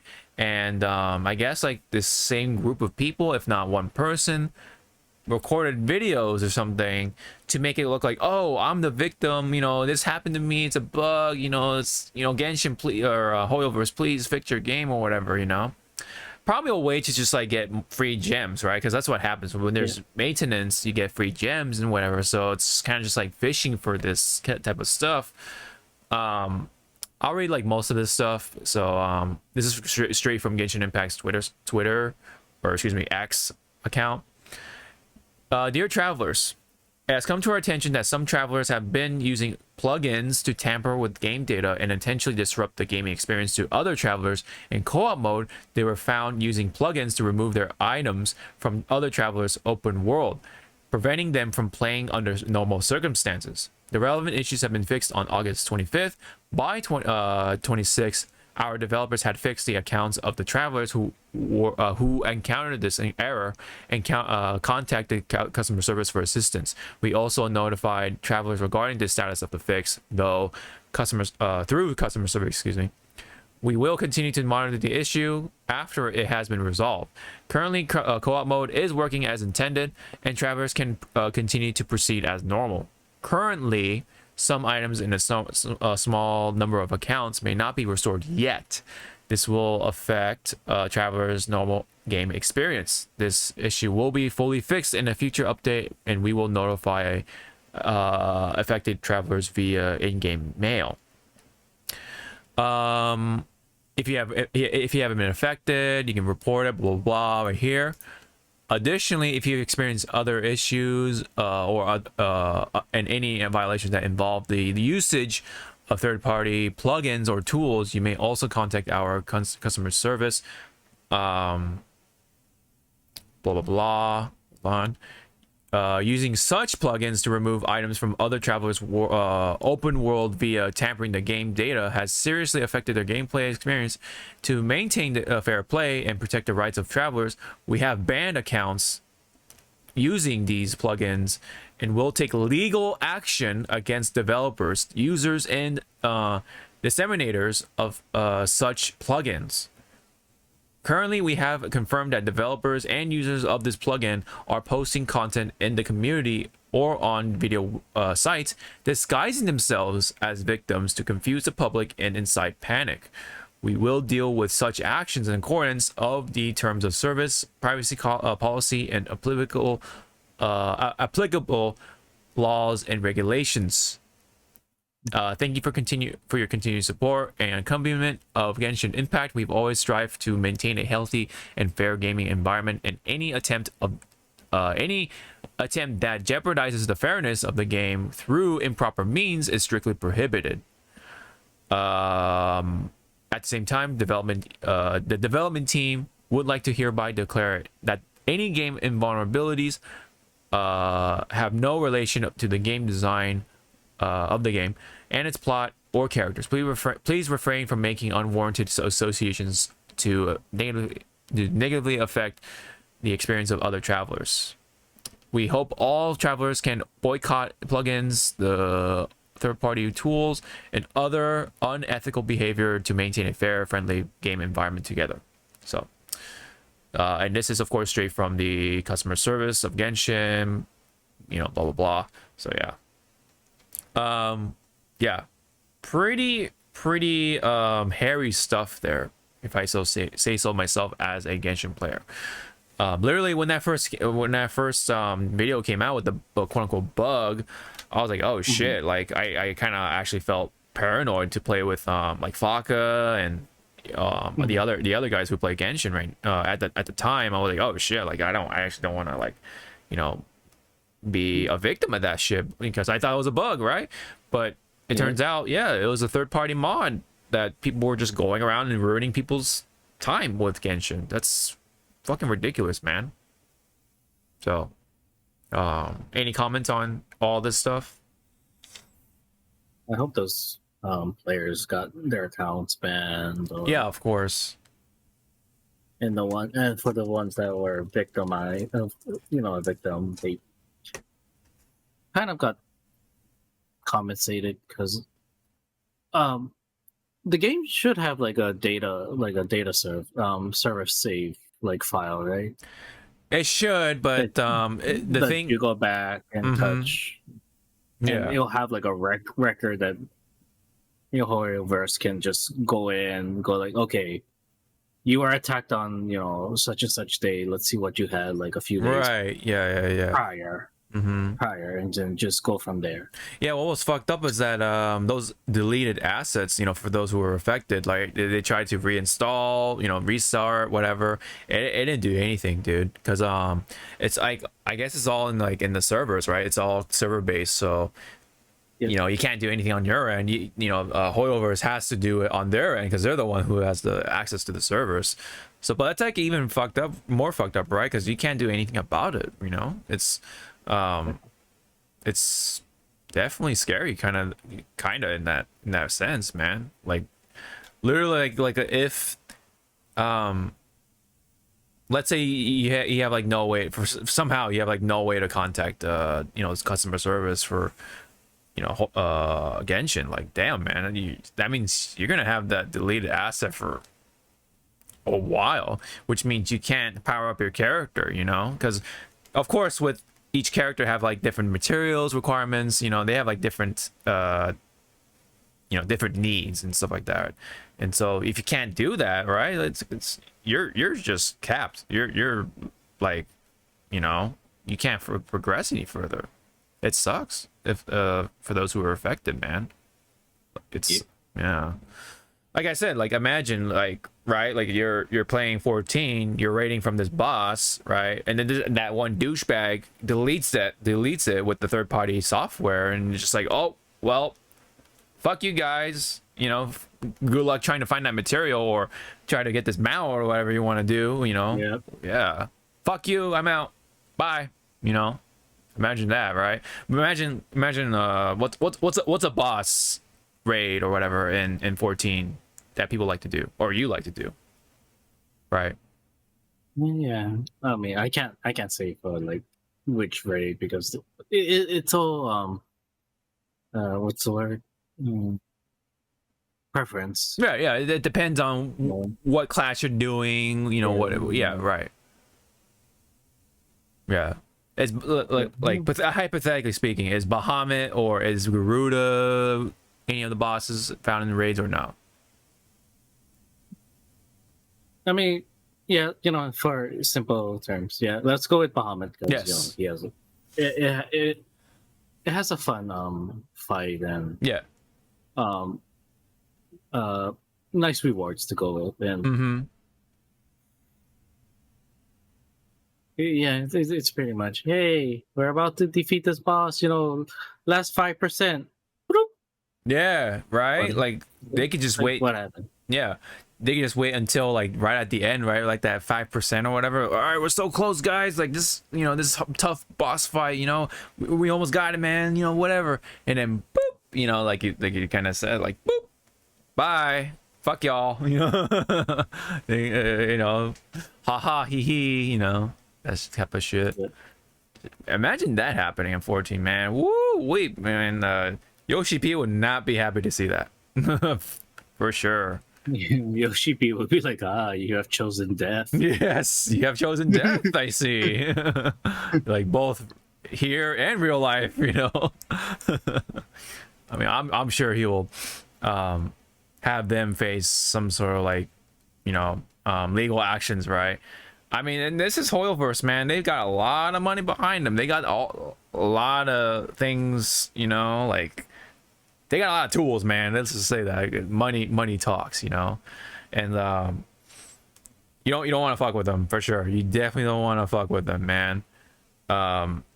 They dealt with like all these like actual serious situations like fairly quickly too, especially with that one time with the voice actor, right? That voice actor that was like, he's a predator or whatever, like, just like a all outright like shitty person, and they're just like, nope, he's gone, new voice actor within like a couple weeks, man. That was like actually really fast, so when it comes to those situations, I'll give them credit for that, like to be pretty quick about it and be pretty clear about like what's happening too, especially with this stuff, man. This wasn't a bug, this was an actual like purposeful thing that was happening from whatever malicious group, man. So other notes from this account called Savior Primo Gems. So let's see. So yeah, TLDR, the exploit was real but was fixed on 25th. Any new footage released since then either has been done privately or falsified. Legal action is being taken. Yeah, so basically co-op is back to mostly normal, so you should definitely be safe to, you know, play with your friends and stuff like that online. But it's also kind of scary and also kind of sucks too, because it's like, you know, in the future, like you're kind of paranoid to let people just like, you know, come into your world, because, you know, because back then you can let people in to be and if they ask like, oh hey, can I like pick up extra materials from your world, like yeah, go ahead, sure, you know, like, you know, for those nice people. But now like people like these, right, like they kind of ruin them, you know, in a way. They make people paranoid, you know. It's like, oh wait, what if this person is gonna delete my shit, right? Like you just never know what'll happen, right? So that's why it sucks that it happens, you know, stuff like this happens, because it just adds that paranoia, right? Like it makes it hard to be generous or be nice and stuff like that, just because this one thing took place, just because they want to be assholes, right? Like, yeah. Man, just really ruins it for a lot of people, you know. But anywho, so that's it on that. I'm glad that it's being resolved. Like, you know, we got the big gist of it, you know, of what the answer is, and it's being taken care of. Not to mention the legal action stuff, man. Like, hopefully, you know, they can get that stuff done quickly. So, all right, now that's done. News featuring anime, movies, streaming series, and more. Our last bit right here. Starting with this little bit right here involving with the movies that have come out as of this year. So highest grossing Hollywood films according to Culture Crave at the worldwide box office, mind you. So everything, right? Not just North America or whatever. So let's start from number 10. Would you like to read off the chart going up and stuff? Number 10. Mm-hmm. Elemental for $468.6 million. Right. Worldwide box office. Mm-hmm. Number 9. Ant-Man 3. Why is this one up there? Anyways. Yeah. $476 million. Yeah. Number 8. Number 8. Mission Impossible 7. $552 million. The Little Mermaid live action remake. Yes. 568 million, which I watched it. It wasn't that bad. Okay. Could have fucking like fixed a lot of stuff, but yeah. Right. Now number 6 is where the most concerning for me is. Across the Spider-Verse, 688 million. Mm-hmm. And it got beaten by Framler. Yeah. $705 million. I'm not even gonna try to attempt number 4's name. Oppenheimer. Oppenheimer. Yeah. For $777 million. Woo, we won jackpot! The devil, yeah, the 777, man. The big sevens. Yep. And then number 3, very good movie. Guardians of the Galaxy Volume 3. Okay. With $845 billion. Million, yeah. Mm. Billion. Well, 2 Yes. is the billions. Yes.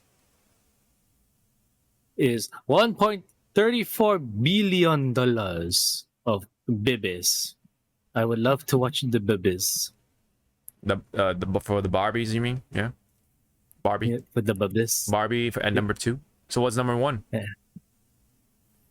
Number 1 is Chris Pratt Bros for $1.36 billion. The Super Mario movie, yes, has made $1.36 billion.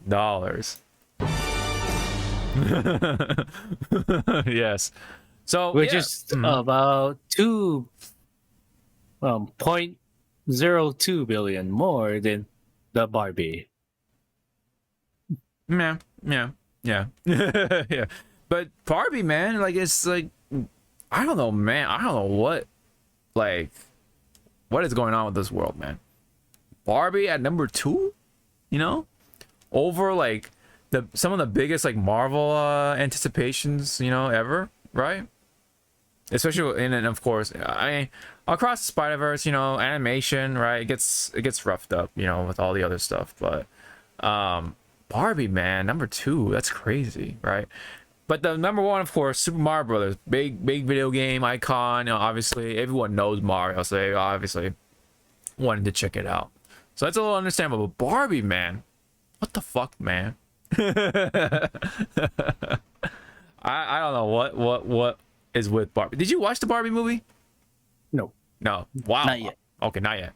I'm actually surprised you haven't watched it, but I mean, for me, I mean, you know, I don't like going to theaters anyway, but even then, Barbie, me, I don't know. I don't know if the curiosity would have gotten the best of me anyway, if I wasn't so like paranoid about going to theaters still. But anyway, Oppenheimer, man, number 4, because that's supposed to be like the big like Christopher Nolan film too. That's like, yeah. But then it's so funny, like Fast 10 beating Across the Spider-Verse of all things, you know.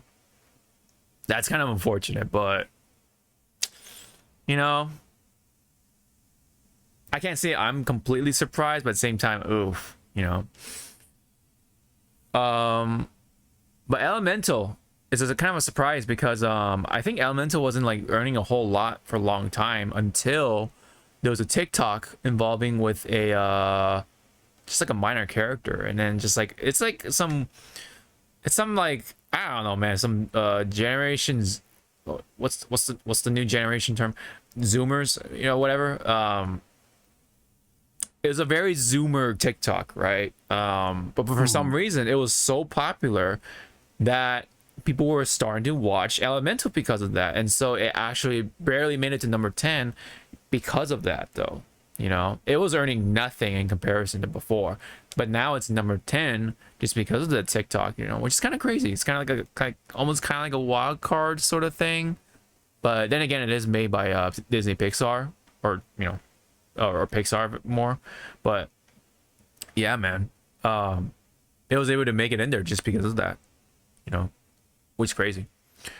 But still, man, Super Mario Brothers number 1, Barbie number 2, and then Guardians number 3. So yeah, that's the top 3 for you. Do you feel like I mean, I guess like, so it sounds like Across the Spider-Verse you wish that to be higher, you know? Yeah, I wish it be higher, but I guess also it's the superhero movie fatigue too, and animation studios, because of the bad reputation right now with animation studios getting. Yeah.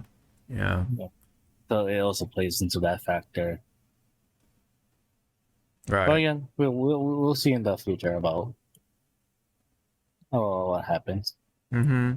Yeah, but for right now, man, according to Culture Craves, this is the top 10 of this year. So pretty wild like selection, right? Like you got video game movies, you got a movie about a doll, Marvel stuff, superhero stuff, and then you got that like that big like, you know, grandiose film from Christopher Nolan, right, about the atomic bomb. Yeah. An action movie, right? That overly like pumped out, overly produced franchise action movie. And you got the genuine like cool animated movie that tries its hardest to like please the fans, you know. It's like, but it's only at number 6. It's like, ugh, you know. And then you got the like the pretentious like live action remake of a already like well loved franchise or animated thing, you know, from Disney. And then you got Mission Impossible, another action movie.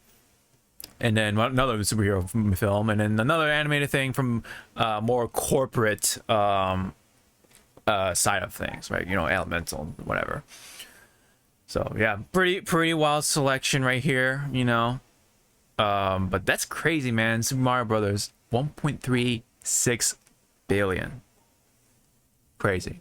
But hey, video game fans got the W, right? For right now, at least. I don't know if there's really any other like big movies coming out for the rest of the year for 2023. I can't really name anything top of my mind here. So,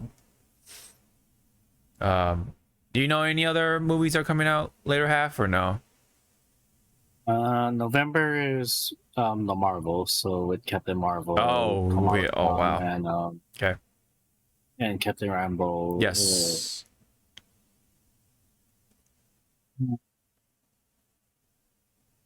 Something's coming. Oh, what was it? Minus Zero? Oh, -1. Yeah, Godzilla -1 is coming here for December. Yes. Yeah. You're right. You're right. Which I am not sorry, boyfriend. I'm dragging your ass to the theater. And then I'm gonna put duct tape on your mouth. You will not talk in the presence of my Lord and Savior Godzilla. Duct tape his mouth and then duct tape him into this chair, like. Oh, and have the like try and like have his eyes just like the Clockwork Orange, fucking pull back the eyelids. Yeah. I'll have the eye, you know, the eye stuff's like drip drip drip drip. Oh drip, drip. no. Oh man. You okay? Yeah, you gotta keep the eyes wet. You're right. So yeah, drip drip. But yeah. See, that's coming. Yeah, that is true. Godzilla is coming out. Funny that the Godzilla Kong 2 was supposed to come out this year, but they delayed it to I think April. They pushed it. Yeah, they pushed it to April, I believe. Mm-hmm. And I'm still looking for someone to borrow their Apple Plus. Oh right, yeah. Account when the upcoming Godzilla whatchamacallit show shows up. Right. If not, you know, we'll look to the horizon for a special website. Yes, indeed. Very special. Very, very special. Let me see. Theaters.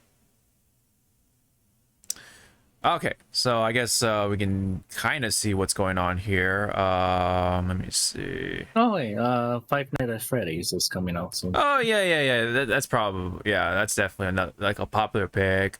Definitely not gonna be top 10, I don't think, but but it's gonna be the talk of the town for at least for a little bit.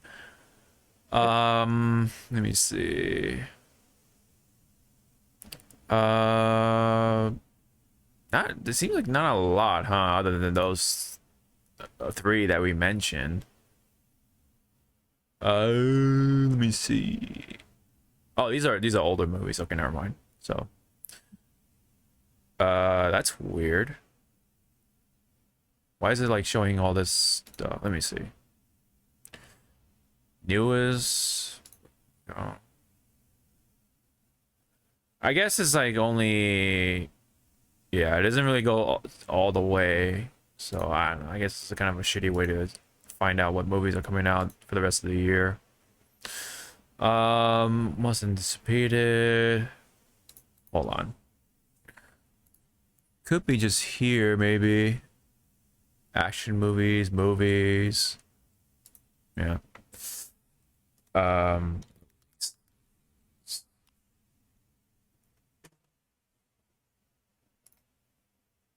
IMDb, maybe. I don't know. Where's the date? Release date. There we go.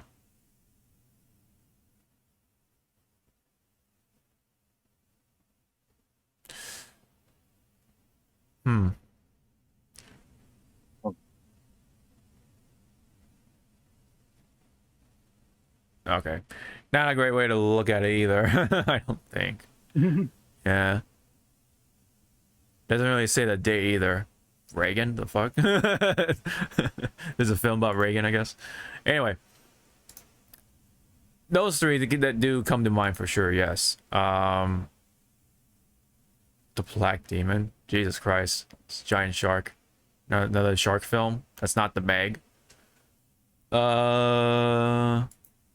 Renfield. That came out kind of recently, right? That's the one with Nicolas Cage as a vampire or something. Yep. Yeah. Oh yeah. Also, I think that Gran Turismo movie came out. I think right, like pretty recently. It was like August, right? Because yeah. No one's really talking about it. So like, all right. Well, that happened. It came and went real quick. Yeah. Surprised you didn't watch it yet. Or are you just like No. like with a 10-foot pole and you're still pushing it away? It's like, get away from me. Dude, I got plenty of other stuff to prioritize. So yeah, like I like Gran Turismo, but a movie, come on. Like, am I really gonna put my time into that? I'd rather put my time into the game, baby. But right now, there's just other stuff I want to put my time into, like One Piece live action, because I was really curious about that live action rendition, right? I mean, it's been talk of the town as of late for One Piece fans and anime fans alike, and I guess people who have Netflix in general. And in fact, look at this, right? So this is from a Brazilian account or something like that, but you can see it's been #1 in Brazil, it's been #1 in Argentina, Portugal, Italy, France, Indonesia, Mexico, Japan, Philippines, Canada, so on and so forth. Like a lot of these countries and such have been having One Piece as #1, maybe. Now, is this real? I don't know, maybe, but but in any case, a lot of people are talking about it, right? And from we were talking before, right? Yep. You know, we've had, both of us at least had some piece of it, right? Like you're like halfway through. I watched all of it, but before we go into that, this man watched it all in one sitting, no bathroom breaks. oh no, hell no. I watched it in 2 nights, so yeah. I split it off, like, 4 episodes here, for the other 4 episodes yesterday. But I wanted to share this post right here from Jack, this guy named Jack the Bus or something like that. Anyways, I didn't realize the reach that the One Piece live action is achieving until today.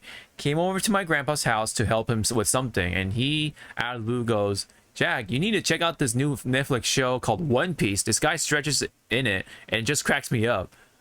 And then my jaw dropped to the floor. He doesn't even know what anime is, but is getting exposed to the story of One Piece. My heart is so full,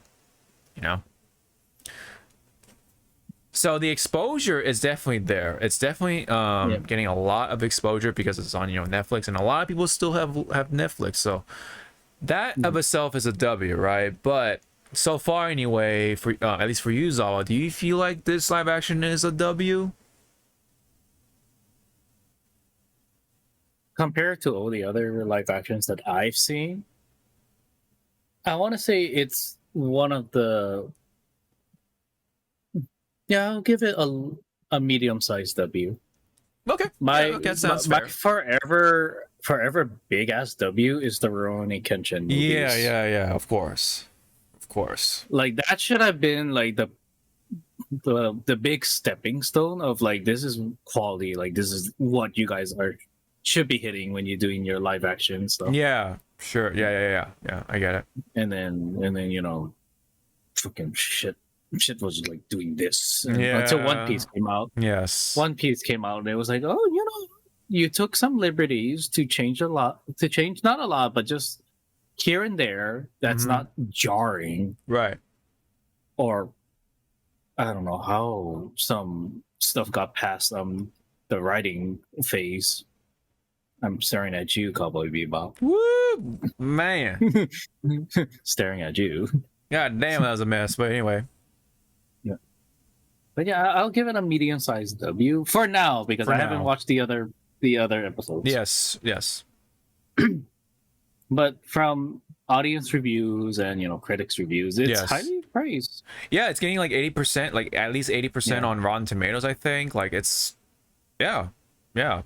Now, since you finished it, Yes. my question for ye Yes. is: do you believe that One Piece live action broke the curse? I don't know if you saw my tweet, but or excuse me, post. God, I fucking hate that. Anyway, It's fine. We're old. We're allowed to fucking just meddle in the past. yeah, in yeah. past. People are still calling it Twitter, so I'm gonna go with that, man. Yeah, I'm fucking calling it Twitter. It's just like how I feel with fucking McCree. Yes, yes. So anyways, I posted on Twitter, and that's pretty much my opinion stands on it, and it's that it's a very good valiant attempt, and I definitely see the heart in it and stuff like that. Like I see that they're really trying to bring the love for One Piece, right? But because of the brisk pacing, like you said, it worked for you, but I don't think it worked for me because I feel like a lot of the context is lost because of that, and you just don't get the proper like impact for those really key moments, and especially with like when Zoro vows that he won't lose again, those moments, right? Like that's something we both saw in the anime, of course, so that's gonna come up for you, but you already know what's gonna happen.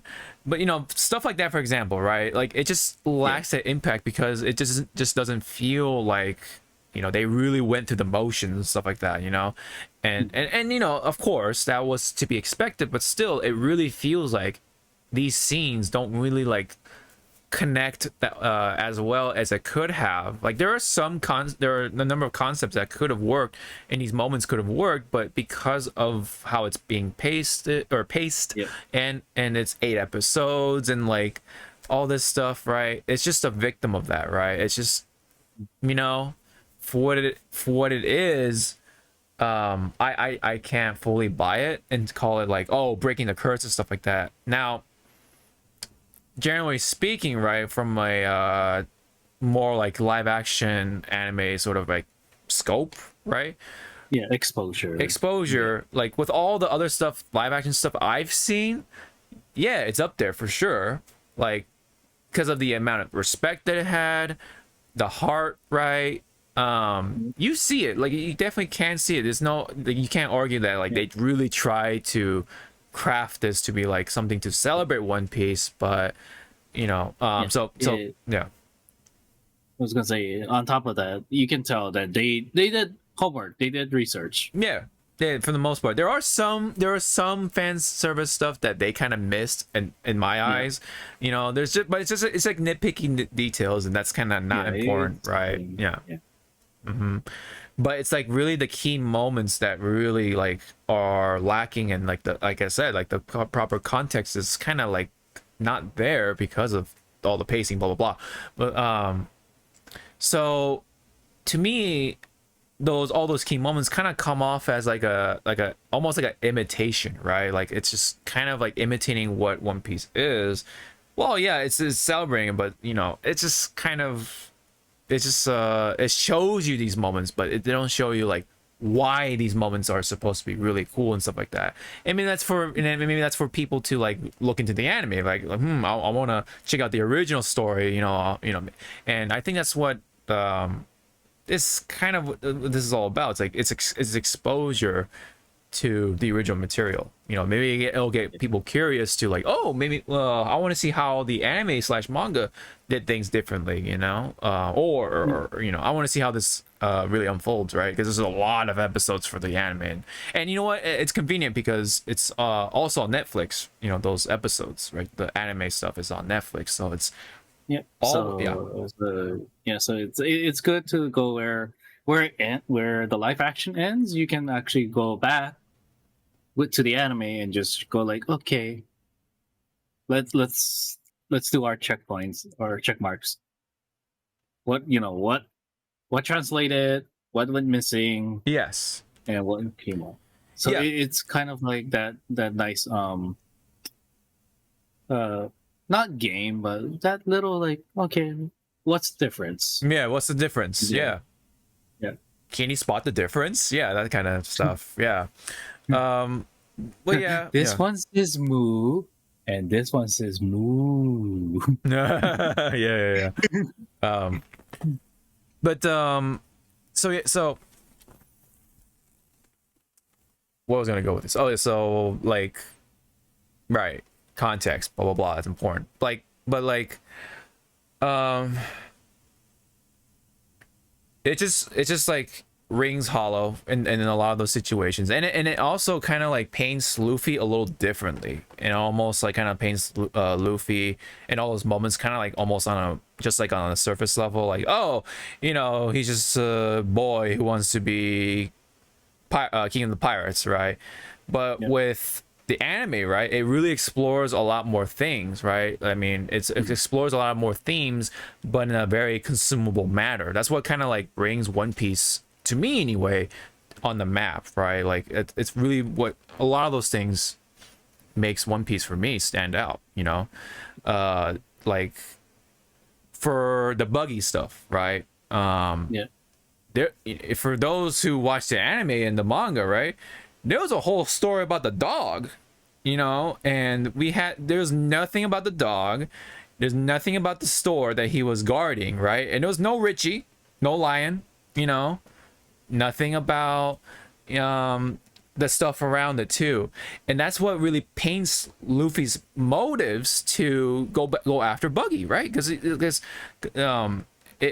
makes Luffy more interesting. It's more complicating, right? Like, he doesn't do it for the fame or whatever. Oh, he wants to be a pirate or whatever, but he does it because he wants to help people, right? And he respects people. He respects, especially with the dog, right? Because the dog's like resolve and and stuff like that. Like, for example, right? That's just one example, right? Really respect the dog and stuff like that. And you know how you remember how first the dog met Luffy, right? Because Luffy was trapped in the cage, right? And then the dog was just out here like sitting casually, almost kind of like that deadpan like stoic stare at Luffy, because I don't know, he doesn't like people or whatever. And there was the key right there, right? And the dog was being decided to be a shithead because he didn't like Luffy and swallowed the key and everything. I remember Luffy chokes the shit out of the dog, like, "You son of a bitch," and stuff like that. That was like, quite the introduction for the dog anyway. But then Luffy saw like what the dog was really all about, so he came to respect the dog, and then the dog respected Luffy for trying to at least mend or take back what Richie stole, which was like the dog food, right? That's just one bag of dog food, because that's what what it remained and stuff like that. So stuff like that, like, it's missing from it, man. And that's what really adds that impact that really makes what One Piece is, and that's why it's here, right? It's been so long, and that's why these scenes are really that much more important. It's not just, oh, this happened because they just want to be the best, but they also did these things because of such and such and such, and then you just got to the Baratier, so you're gonna see definitely like more of that context gone, from a lot of the scenes with Sanji. There are scenes with Gin for a little bit, just to kind of give you a hint, and then blah blah blah, right? Of course, there's gonna be stuff with Mihawk coming up and blah blah blah, and yeah. Ooh. Yeah. Who is this man? Right. And so, and of course, some characters get shafted, like, okay, whatever, that's funny, it's cute, whatever, right? But I'm also disappointed because that also means some of those characters, because they're shafted, those storylines are lost, right? And that's what helps also lift up those One Piece characters, right? The Straw Hats. It lifts them up too, including Usopp, Sanji, not so much Zoro, because I think Zoro at the time didn't really get that kind of treatment. He's kind of like the first mate at the time, so it's kind of hard for Zoro to have like that uplift in a way, other than his past, his flashback, when you see him as a kid and stuff like that. So Speaking of him, when they showed him the past yeah, as a kid, all I saw was like, wow, this kid could fucking really be a young Genji.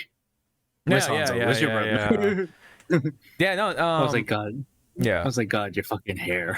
I think the casting, so point being, the context is not, all the context is not there, so like that impact isn't really there for me, and all that gets lost. But meanwhile, right, on the more positive side of things, I think like the casting was pretty good overall for what it is, right? You know, live action anime. Yep. But I think with Usopp was pretty good. I really like Sanji and Sf6. That like they really actually like for what it was available, right? I like the stuff that was going on between the two. Sf6, the actor,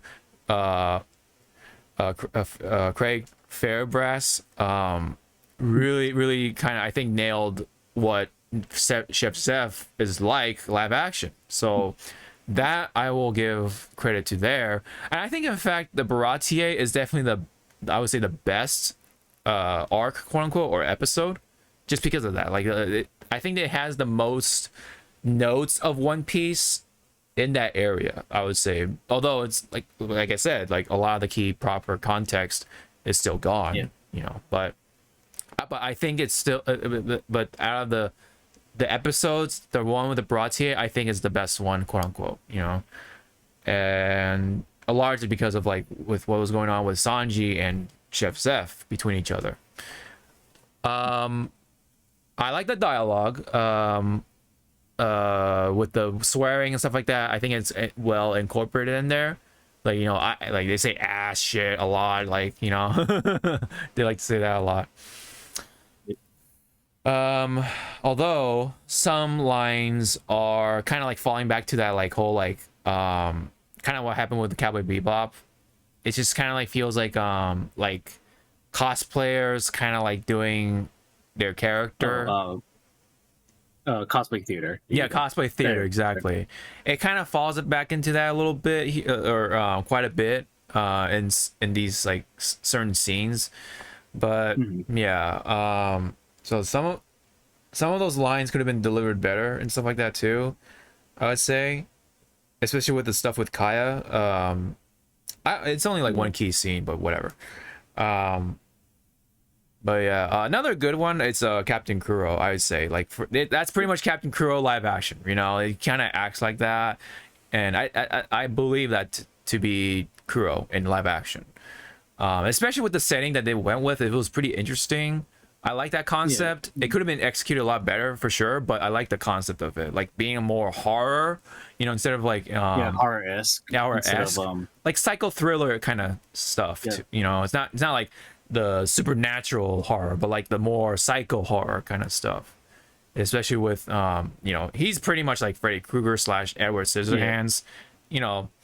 And meanwhile, like in the anime or / original story, Kuro's, that whole stuff with Kuro, like the battle, it all took place on the hill during daylight, you know. So there's no horror element there, but it's still cool, just, you know. But all the like context and stuff like that too, of course, gets lost. But now it's something pretty brand new and fresh, so I respect that there. So I like the concepts there.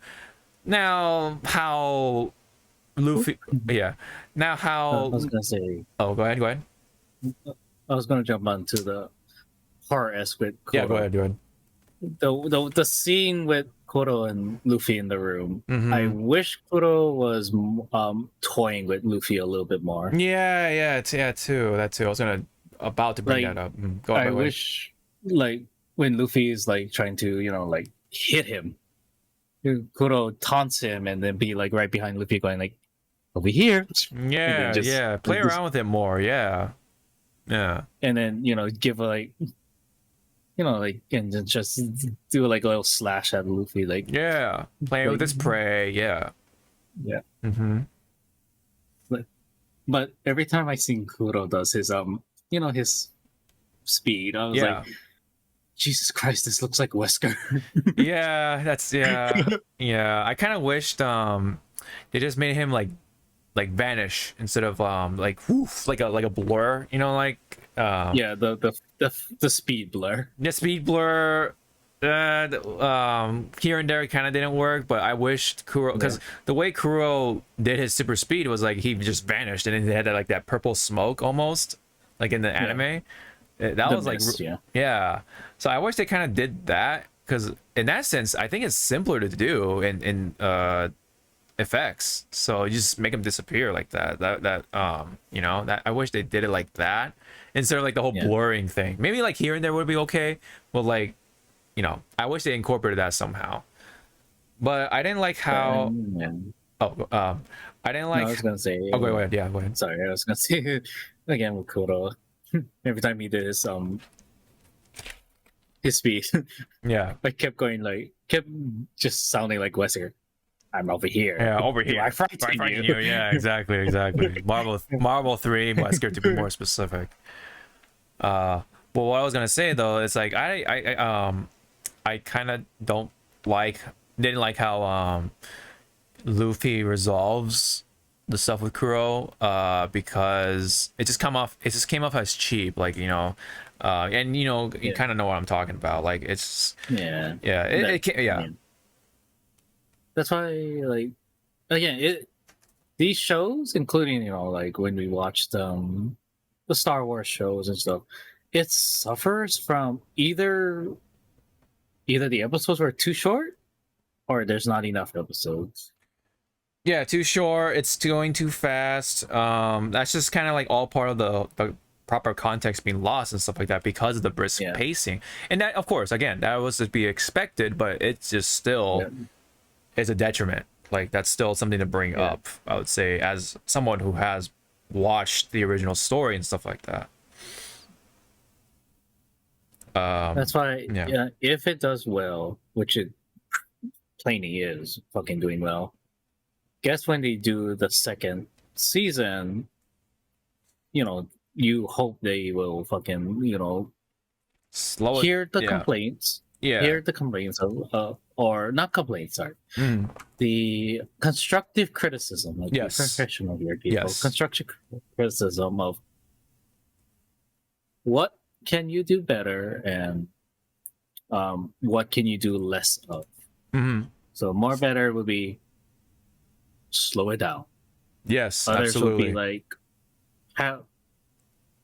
have other characters, you know, kind of have the limelight, which again, fucking Garp had so much limelight. I'm like, yeah, already, dude. Yeah, he got so much of it already. Like, goddamn, man. You know. I'm like, it's like Garp. Were you really this popular? Yeah. Yeah. Right. Which again, thank you, fucking Garp's actor. Now you're making us all fucking talk Scottish. Yeah. That's really funny. I mean, I was gonna bring that up too at some point with the accents. I didn't mind it for the most part. Yeah, I didn't mind it. Like, right.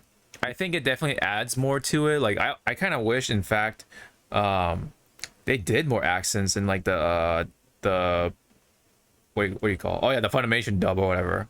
You know? Yeah, Funimation. Yeah, like that's why this was like kind of nice to hear. You know, at least in that regard. Except for that one tweet someone says that, no, I don't like Brazilian Luffy. Luffy's supposed to be Japanese, and everyone jumped on that person, going like, "Where did it say that Luffy was fucking Japanese?" Yeah, he's like, "Well, because you know it was made in Japan." He's like, "And so Oda outright said where everyone's supposed to come from." Yeah, or resemble closely or closest to their ethnicity. Yes. So yeah. Which now in this live action is like, okay, wait, Luffy, if your grandpa is Scottish, right? Do you have a little Scottish in you? Because I would love to hear a Scottish but Brazilian accent from you right now. Right. That'd be pretty. Yeah. Do it.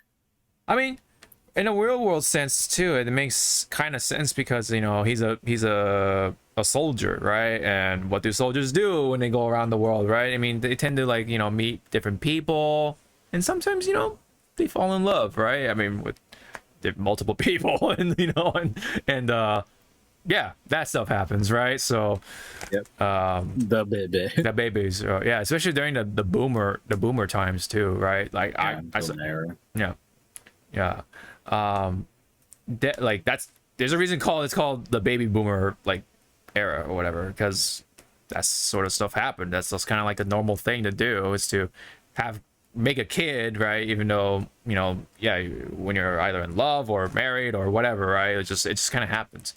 But anyway, I would love to make a kid. hey, It's like, it's like, hey, yeah, gotta wait. Technology's not there yet. yeah. When it comes to like the portrayal of the character and stuff like that, let's just stick with the Straw Hat Crew and a couple other people too. Garp was pretty good. I didn't mind the accent. You know, it's pretty much Garp. You know, what more could you do with it? Well, with Garp, I wish his hat was bigger.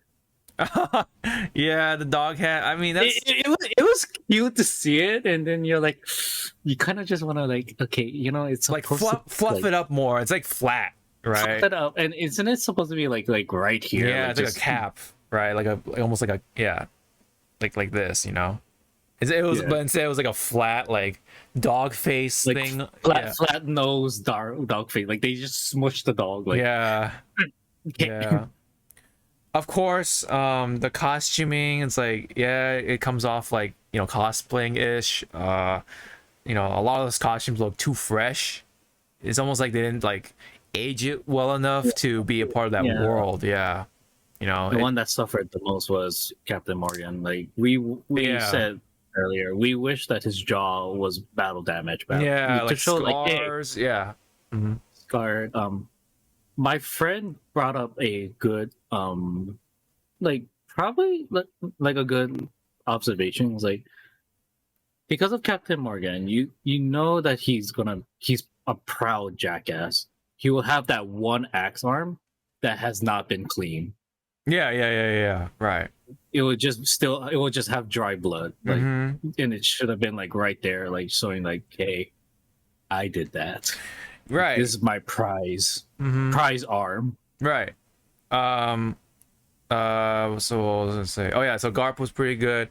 When it comes to the Straw Hats, I mean, Zoro. Okay, I'm gonna talk about Zoro because he's my favorite character in One Piece, right? The favorite Straw Hat. So, overall, I think it could have been better. I you know, as someone who really likes Zoro, like he talks like, I don't work for you.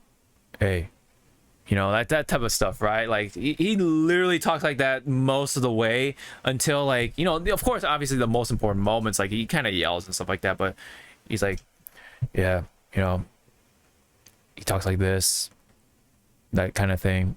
He kind of comes off more like Raven from Teen Titans, and very stoic, very like, you know, reserved. Right, conservative, and almost a little too conservative, right? Because Zoro in the original story, he's got a good balance, right? He's very stoic, he's badass, but he can be loud. He can be out there when he wants to. He's got that shit eating grin on his face, you know, like very confident. He can be obnoxious to the people who he fights sometimes. Yeah. Skull Kid, what's up, man? Yeah, we're talking about the live action One Piece. So It sucks. yeah, from what I heard, it's not like Zoro at all since in the start was very laxed. Yeah, lax is a very another good word for it too. Like it's just it's just too held back, I say, for Zoro. Like yeah, he has moments like that too, but like I think there's just too much of it. Most of the way. So I'm sorry. I can't buy that Zoro. You know. It's more like we can't buy the Zoro yet. Yeah. Until maybe McKinney kind of refines it a little bit to make it more like Zoro in the original story. I mean, obviously you have he has his own take on Zoro, and that's fine. But it's just too much of like that tone, you know, too much of it. Yep. Yeah. And I think Sanji was fine. Sanji is like, yeah, you know, another case of what more could you do, but like I think with the accent, I think with what was given, like I think Sanji was okay, was pretty at least decent, let's just put it that way. But when it came to Zeph and his sort of exchange with him, that's what kind of like lifts it up quite a bit in the live action rendition of things. So yeah, so I actually did like those parts probably most, I would say, when it comes to character sort of interactions. What else? Nami, yes.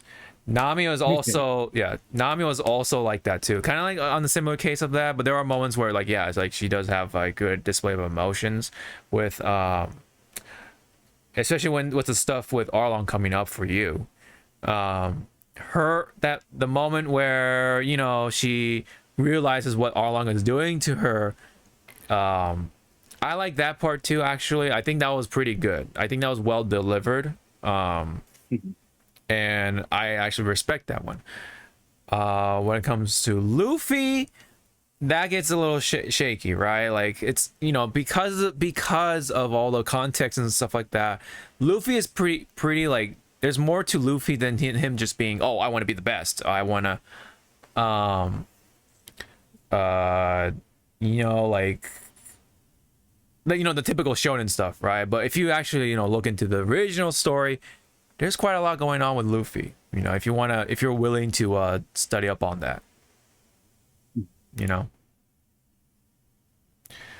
How far did the live action go? Oh, just like, yeah, it goes to the Arlong arc, and that's it. Like, they pretty much like wrap it up there with some differences and stuff like that. They have like some additional cuts scenes, including the Zoro versus Mr. 7 fight, which never happens in the anime, of course, but here, yes, it does. And it's the first Mr. 7, not the one you see in the actual Alabasta saga, which is like just like a sniper Mr. 7. This Mr. 7 is a little different, so anyway, or quite different, I should say. But anyways, yeah, so Luffy, because of that, like, yeah, on the surface level, he does act like Luffy, but, you know, it doesn't really cover, like, all the intricacies and stuff like that with Luffy. So it's like, all right. You know, I see in Godoy's, like, you know, best that he could do with this rendition of Luffy, you know. So I don't hate it. I don't hate the live action stuff overall, you know, in general too, but, you know, I definitely don't hate this Luffy. I just feel like this Luffy needs to be more expanded upon, right? Yeah. To really show like what One Piece is about. Why One Piece has really gone on this long. Why is Luffy such as like this big protagonist? Why is he so popular too, you know? So I think this live action One Piece isn't doing enough to do so, in my opinion. So, and then, oh yeah, and I think I said Usopp was okay, but, you know, or pretty decent too. Yeah, Usopp wasn't too bad. We just, well, with Usopp, I wish he was more, wish he was cracking more jokes, you know? Yeah, I think a lot of that stuff too, just a lot of these characters are being too conservative, and I think that's from the writing too. Like, I don't, yeah, I think it's definitely from the writing. I think they want to play it safe just so that it's more tolerable, right? Because they've, like, you know, translating from, you know, manga anime into real life, some of the jokes and some of the mannerisms fucking yeah, it's like a hit and miss with audience. Right. You know, there's that, you know, when it comes to Cowboy Bebop, a lot of people were talking about Ed being, oh my god, cringe, you know, that type of stuff. So yeah, you know, that's the kind of case that happens when you go full Ed, or, you know, whatever, you know, or full anime. I don't know. Could that have been handled differently? Sure. You know, What was I gonna say? Oh yeah, for so yeah, overall, like I don't hate the Straw Hats or anything like that, how they were portrayed here, but I wished better for them, like in a number of aspects. So it's kind of point being. I mean, what about you so far? Like from what you're seeing so far, how you been? Like, what are the things that you've been picking up on, and what do you think of the stuff that you've been seeing? Luffy has lungs when he fucking yells. I'm like, holy like crap! Yeah. I had to turn it down because fucking I was watching late at night and that woo. I was like, holy fucking Yeah. It's like, shut up. Gotta get the headphones out, right? Yeah. Or warning headphone users, right? Warning to the headphone users. Yeah. They're kind of piggybacking on how you said with Nami and Zoro. There are some moments they're just deadpan, and it's like, yeah, they were deadpan. Yes. Deadpan, but when you look back at pre-time skip Nami, she was like a bitch and a cunning bitch that you. Yeah, and she's like oh, save me, Luffy, that type of stuff. Like you didn't really see that here. Yeah, I mean, you kind of did when she was getting rescued by the two guys. That was okay. So that was the only time I felt like that was the most Nami I've seen. Yeah. Stop, please. That's all I have. Okay, thank you. Bye. Thanks, I was like, thanks for the rescue. Yeah. It's like that's the bitch. Yeah, that's the bitch. Yeah. That's the most Nami I've seen in the entire thing. It's just that moment. We're like, hey, thanks for the rescue. No, you bitch. Come back here. Yeah. For Zoro, I understand. He wants his own take in Zoro, or could be the writers. Right. But again, it's like I'm sorry, the Zoro I know, he's an idiot. Yeah. Like, no, he's a fucking idiot. He's proud. That's good. But overall, when you look at Zoro, it's like you tell like one small thing and then he'll get on your ass for just no damn reason. Mm-hmm. Right. But the fight scene with Zoro was pretty. In the first bar fight was really funny. Yeah, no, like I enjoyed it. Yeah. Mm-hmm. Yeah. Like, I mean, the one part in that scene I really laughed my ass off was when he was taking a drink and he just chugged the cup at some random marine charging at him. Mm-hmm. I was like, yeah, that's Zoro. Did Sanji Zoro beef with each other when they met? Oh yeah, there's definitely that beef going on. What? Sorry, there's definitely. Oh yeah, sorry. Yes, that happens. I'm just gonna leave it at that. So okay. So yes. It definitely happens. I'll leave it at that. So because Zawa has not watched all of it yet. So yeah, I'm trying not to spoil things too much. But yes, yeah. I mean it does happen. I mean, yeah, it's like I know it happens, but I kind of want to see how it. Yeah. I'm not gonna say how it happens, but yes, it happens. Yeah, don't worry about it, Skull Kid. Yeah. It's fine. Yeah. What was I gonna say though? Oh. Villains. Let's go. Okay, sure. Let's go with the villains. Fast villains. Yeah. We already said our piece with Kuro. Kuro was like the best, like, adaptation. Minus, as we said, his speed. It could have been done a little bit better instead of looking like it's Wesker. Yeah. When it comes to Buggy, let's just talk about Buggy. You said you liked this Buggy. I like the actor portraying Buggy. I'm glad he's not screaming his ass off like in the anime, because that would be annoying. I like how this Buggy is kind of terrifying when you look at it, because he reminds me of Pennywise the clown.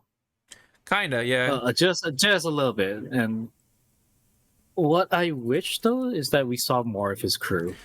Yeah, Because I was like, man. where's everybody yeah. else? Kabaji, Moji, Richie, right? Yeah. That's funny. They all start. They have that like G ending syllable. But anyway, Kabaji. But yeah.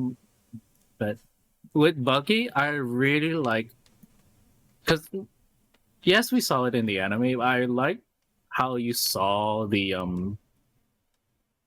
not fear, but the disappointment he had with Shanks, Yeah. and he was just venting out his frustration at Luffy because of the hat. Right. And then we're like, and then it's like, well, Buggy, you're gonna find out like later on why Shanks did that for you. To answer Skull Kid's question, yes, I do have a Discord server that you can join. I don't really do much with it, but I just put out yes. I forgot. I have Buggy's title card. Yeah, hold on. Let me see. Where's my channel at? There we go. It should be. Sorry, go ahead. Go ahead. No. I'm thinking out loud. Okay.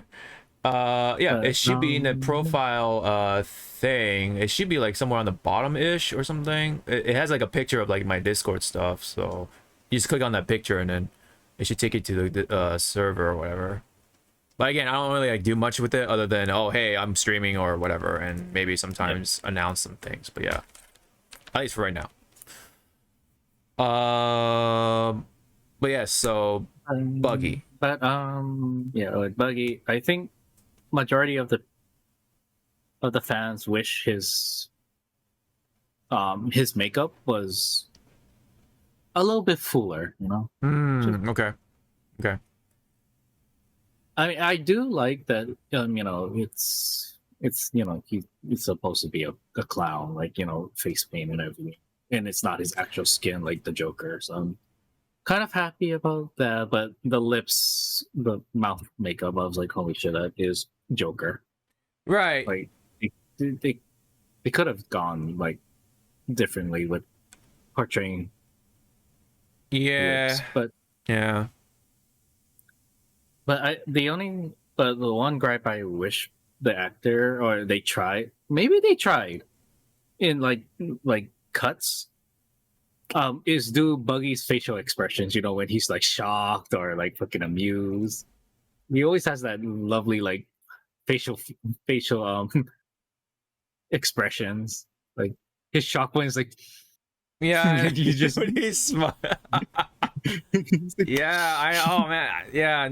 Now you brought it up, I'm pretty fucking disappointed they at least did not attempt to do that. Yeah, maybe they did, but they didn't like put that in there at all, you know. But I was but gonna, as portraying Buggy, they got down his cockiness. for sure, And then they did get his cowardness when, you know, a certain fishman they like showed up. yes. Yeah. Which I forgot. Yeah, which I forgot to mention. Yes, there are quite the deviations of the story because they're trying to like, you know, make it fast paced and brisk and all that stuff. But I was gonna say for Buggy though, specifically, is that like the reveal of his powers is kind of disappointing for me because it goes against a lot of what his devil fruit powers do.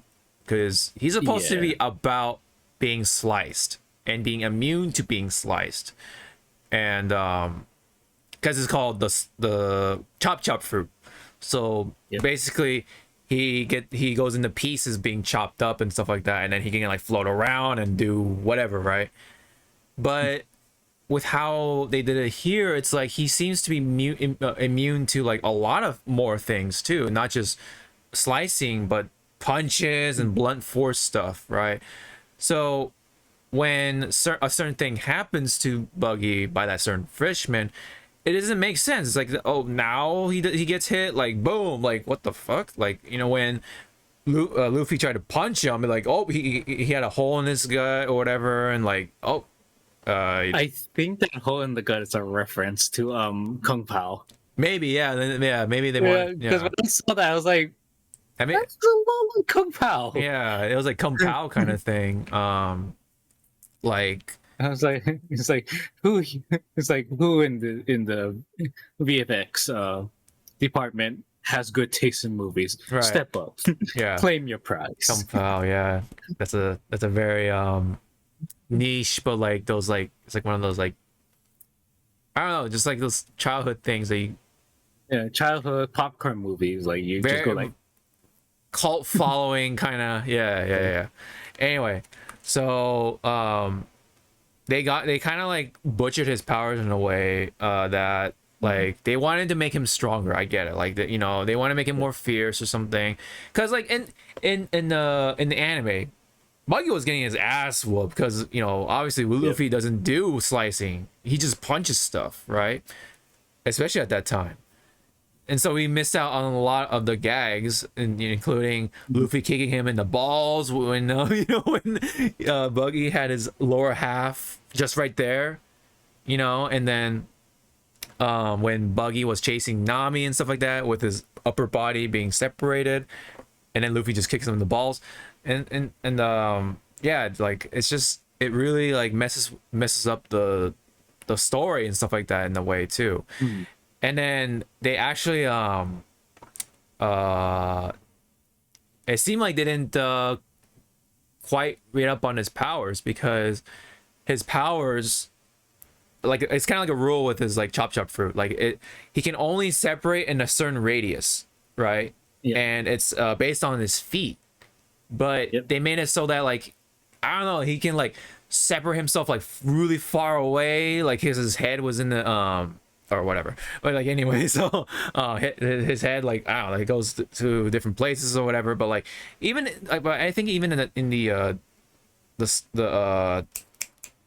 tent, the circus tent or whatever, like I don't know, it's just like it doesn't add up to how his powers are supposed to work, you know. So that is a disappointment to me, and I just feel like it's throwing off a lot of things about Buggy's powers, and just like especially the basic fact that he's not supposed to be immune to blunt forces. That's the opposite, right? Because Luffy is weak to you know, getting cut and stuff like that, but he's immune to blunt forces, whereas Buggy he's immune to slicing attacks, but he's vulnerable to blunt forces, right? That's what makes it interesting with between Buggy and Luffy. They're like opposite forces almost. That's why that's to me a disappointment that didn't happen here, you know. So I think what they're trying to do is make these villains a little more fierce, because again, in the anime he was getting his ass whooped by Luffy, and he had to resort to some like dirty tactics, which is the point of being a pirate, right? Same with Morgan got kind of like a power up. He kind of got like a buff in the live action, right? Because again, Luffy in the anime, he was whooping the shit out of Morgan's ass, and then Zoro was like, you know, still I forget what he was doing exactly. I think he was like holding against like the rest of the Marines who were attacking or something like that. And then Luffy was like handling Morgan like nothing, but Morgan was like, you know, keeping up with not only Luffy but with Zoro for quite a bit. Wasn't Morgan the guy with the weapons attack Sanji's diner? No, that was Don Krieg. So very different character for sure.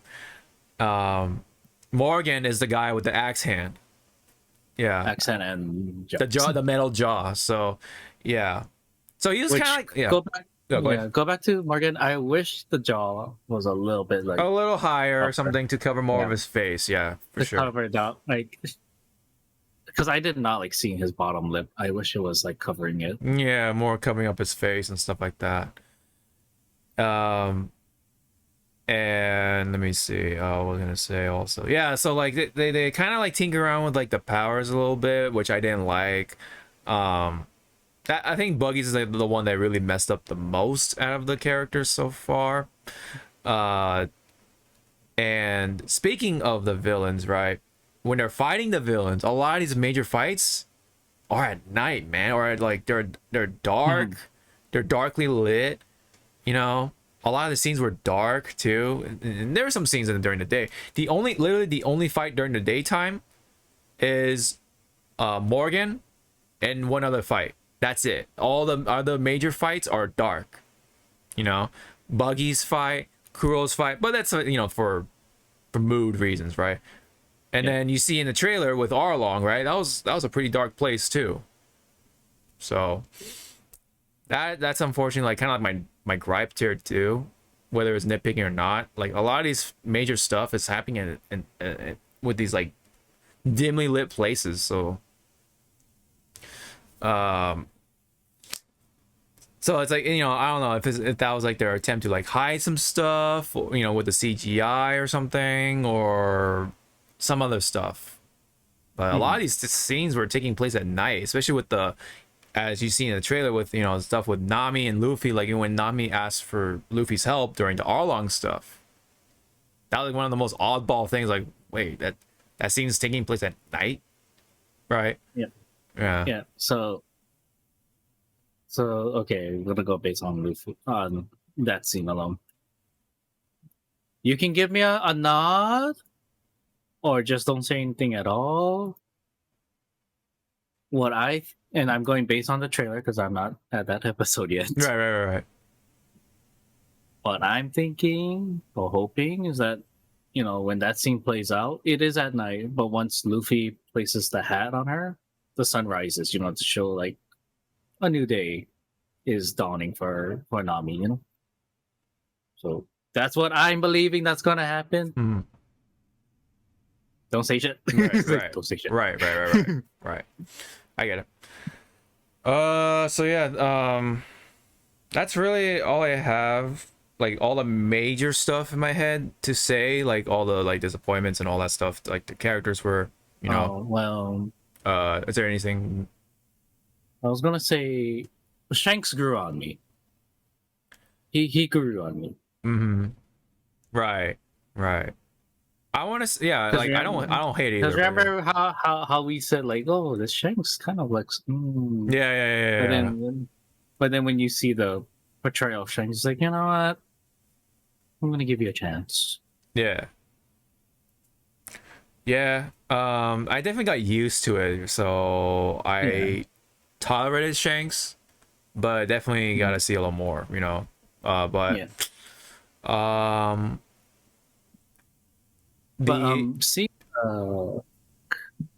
seeing his crew was like, wow. Like I was like, wow, I like these. Okay. Ben, I kind of wish the bar fight with the crew was fun. Mm-hmm. And how you can really tell like these guys, knows how to work off of each other, and Yeah. The teamwork stuff was pretty cool. Admittedly, but some of that fight was a little rough on the edges, and I was gonna say like it's a number of the choreography when it comes to the fights is a little rough on the edges. So maybe like maybe this choreographer was like a little fight choreographer, maybe was a little inexperienced or something. Or a little hesitant. On some things, or some, I don't know. I mean, how Lucky was fighting, I was like, you know what, he actually would fight like that. Lucky Roo, because we don't really get to see Lucky Roo do much, except for much fighting. Except for the pistol shot to the dude's head, the pistol shot. But knowing how Lucky Roo is like, yeah, you know what, he would be using the meat, like whatever he had, whatever meat he has in his hand as a fucking blunt. Yeah, the leg of meat or whatever, the bone of meat that he has in his hand, probably uses it. I don't know, but as a club or something. Yeah, the club or some blunt weapon. Yeah. I was gonna say though, Ben Beckman, that's the first mate of Shanks. I wished for him to be casted by a different person. I don't know. There's something about his image like just doesn't fit for me as Ben. Like visual wise, I don't see Ben. I kind of almost like I was like, who is that for a moment? But I was like, oh, it's supposed to be Ben. So at first, first time you see Ben, I was like, I forget his name, but it's like, is that the guy that played Peter Pettigrew from the Harry Potter series? Oh, yeah, something about it. Like I didn't maybe they like rushed the casting on Ben because like there's like a lot of characters, right? Yeah, then there's a lot of characters, but I'm thinking like because this is young Ben. Probably when we see Ben again, he'll actually look like they'll get an actor to look. Maybe, yeah. Maybe. Mm-hmm. Maybe he might be a placeholder. I don't know, but I don't want. Yeah. But we'll see. But I wish Ben's rifle was bigger though, because he had a big rifle. It was. I thought wasn't it like almost like the same fucking length as him? Yeah, just no, like taller. If not taller, yeah. He had a big rifle or a long ass rifle, so yeah. And funny, like when he came in, he used it as a club rather than an actual gun, kind of. But he just like whacked the shit out of like all the bandits and shit like that. Yasop was pretty fun. I kind of like Yasop, admittedly, with his fight and stuff like that, because he used the ricochet to hit people and stuff, so that's kind of cool. I know, because I like how he was like, boom. Yeah. So there, like you saw, like he was thinking about it. He's like, nah, I'll do it style, boom. Yeah, so I like that. That's cute. That's cute. Yeah, I like that. One of those moments I did like. Yeah. And then it's like, well, now you know where Usopp got his marksman talents. skills. Yeah, his talent stuff from Yasop. Yeah, Yasop. I see. Yeah. That's like Yasop, and then Lucky Roo is another interesting pick. So it's like, all right, I mean, Lucky Roo is like such a cartoony character. You can't really do much to make it not weird. So right. I do like how the live action portrayal of Lucky Roo wasn't like over the top. Yeah, they could have fucking like kill it. But I do like his goggles. I was like, I like the goggles. The goggles and the smile sold it for me. I was like, yeah, that's Lucky. That's Lucky Roo. He always smiles. Hi guys. Yes. Yeah. What's up? Are you okay, Captain? It's like yeah. Mm-hmm. Okay, so Skullkiss says, as someone who is very picky with the fight scenes in movies, it's important to have the fight clear while having the setting of it makes sense. Yeah. As far as what the world is about, if that makes sense. Yeah, sure. No, I mean, that's absolutely like kind of important to have clear, like to be clear, to be able to see the fight, right? As much as, well, where is it taking place? Why are they fighting here? That type of stuff. Time of day. Yeah. Yeah, it's just like a lot, like I said, a lot of these major fights are taking place in these dark places. I'm like, oh man, because I mean, I would have been okay with Kuro's being the only one being the dark fight or whatever, but because it makes sense, right? It's supposed to be that horror setting and stuff, but the rest of them, man, it's just like, I don't know, like were they like trying to really play it safe with the lighting or something, like yeah, anyway, it's especially even the Zoro versus Mr. 7 fight. That's another fight that takes takes place at night, and then the Alvida stuff that also takes place at night. Like there's so many like night fights. Like fuck, man. That's funny. Oh well, Alvida. I like the actress that they chose for her. It was very interesting to see how many clubs she has, right? Because she has a club with the duck face, and then she had the actual like club. I'm like, oh, there it is. Yeah, that's nice. Yeah. But it was more, well, to me, that Kobe cleaning it must have been like, for Kobe, like the most horrible thing to like. Oh yeah. See, I like those details too, like that the anime doesn't do, right? It's like the cleaning, right? All the like weapon maintenance that they make them do. And because of Kobe having already his sea legs, he knew what to do, and Garp fucking picked up on it. And yeah. He's like, this isn't your first rodeo. Yeah. So those little details I do appreciate. When it comes to like the sea life or being on, or life at the sea, I do appreciate. Yeah. Yeah. Other than that, Before we jump into episodes I haven't watched yet, yeah, I say for closing. We'll go closing hour now. yeah. Well, on my stance, it's passable. It's one of those like it's a passable adaptation to take us to actually the right step. Mhm. Can it be better? Yes. Of course. Will it be better if, once season 2 comes out? We certainly hope so, with more episodes. Mm-hmm. I say the magic number for One Piece live action at this moment in time should be 10. 10 1 hour ish long episodes. Yeah. Yeah. Oh, yeah. That's another thing to know. Yes, these are 1 hour long episodes for the most part, but it's only 8 episodes. So, yeah. Yeah. So you're technically watching 8 hours worth, which equivalents, let me see. That's your whole sleep. No, 8 you pretty much be halfway done with an arc, depending which arc if you watch One Piece.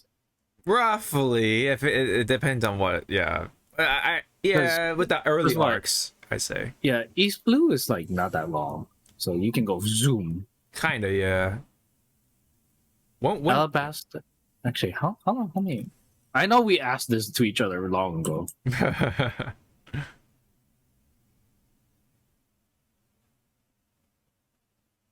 East Blue is 61 episodes, and so 61 times, let's say 23 minutes, Right. because that's usually because you're cutting the opening and the endings of 23 minutes. Yeah, So 23 hours, and I'm gonna say so a full day is East Blue if you watch from start to finish. Okay. Yeah. Anything else you wanted to say about One Piece live action as a whole from what you've seen so far?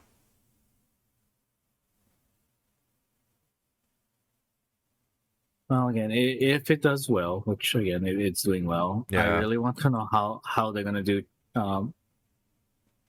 Chopper. I want to know how. How can I? Because can already tell that if they pick up season 2, it's gonna be Alabasta. How are we gonna portray Crocodile's team? Right. Oh, Yeah. crew. Vivi, don't forget. All that other stuff. Yeah. Karu. And then I'll put this in Hypecast so we can all see if they pick it up, and we get to that part. You want me to put I'll be okay with. I put it in Hypecast. I know, but you want me to put up on the Yeah. screen? Okay. I'll be okay if that's how he looks. I will be. Okay, okay. So Okay. Yeah. That's a cute attempt. Yeah, the cute concept. Okay. I can kind of see it. Okay. I mean, of course, that's straight from like Pikachu or whatever, but like, yeah, Detective Pikachu. It's a good. But it's there. Yeah. Like the model is there. Now see, the voice for Chopper. I will be totally fine if it's the English VA. Yeah, I'll be totally from fine like with that. Funimation or whatever, right? Or Yeah, if I find that, I will be totally fine with that. yeah, of course. Yeah, that's fine. That one is a fine, okay pick. Yeah, I'm okay with that. Really. But then yeah. when it comes to Chopper, and again, facial expression, fucking Chopper has like one of the best facial expression next to Usopp. Yeah, like, how are they gonna do that? How are they gonna do that scene? Oh man, I know you're right. That's gonna be so weird. That very special crying scene that became a fucking meme that you hated, the not safe for work meme. Very much so. Yeah, along with Whitebeard, Ace, and Luffy. God damn it. I hate the internet sometimes, but what can you do? Anyway, you turn it off. Yeah. Turn off the internet. There's enough internet. Yes. Shuts the whole thing down worldwide. Yeah. Yeah. So do you have a score for it so far from what you've seen? Because you've seen it halfway. So do you have a score to give, or you want to give the score when you're done with it? At the moment, it's a low 7. Okay. Because again, Actually, okay. it's not breaking any fucking like, oh god, yes. It's like we're going to the right path. Thank you for this. Okay. Okay. Yeah. Because for me, as someone who has watched all of it, I give it a 6 because which is above average for me because average is 5, right? In the middle. So actually above average considering like the heart that they put into this, like the respect that they put into it. Yes, there's the giving the blessings, and like everything, like Oda, and everything. The casting was like, for what it is, it was pretty. Yeah, for what it is. It's pretty good. Like you can't get any better than that, right? For an live action anime. And so it's respectable. I can see the heart put into it.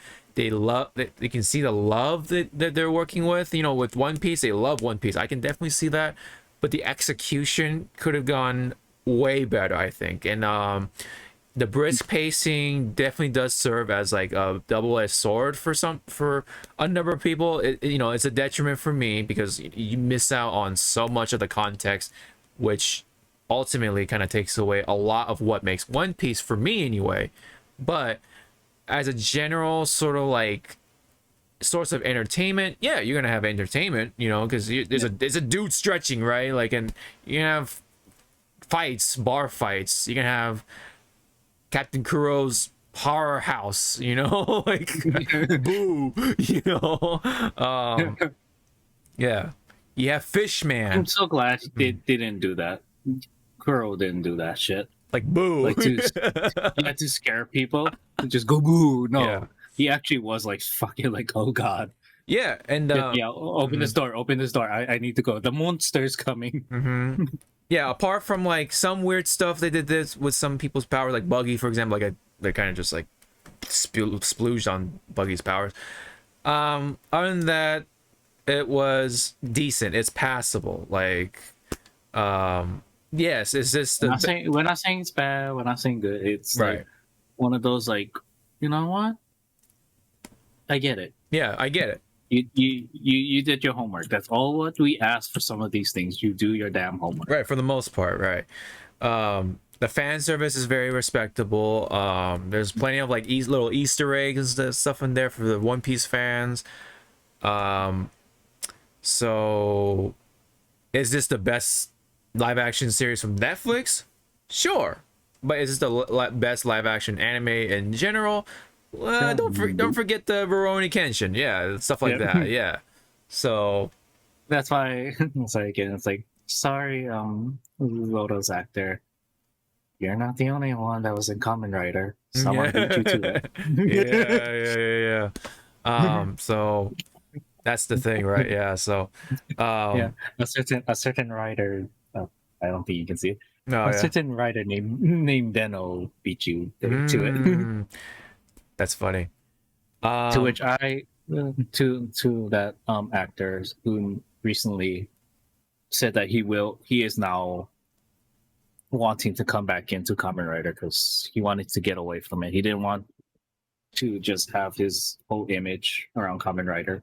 That's why he did Rurouni Kenshin and all the others to improve his acting skills. And now he's at that part of his acting career. Is like, you know what? Let me go revisit my one of the starring roles that shot up my career.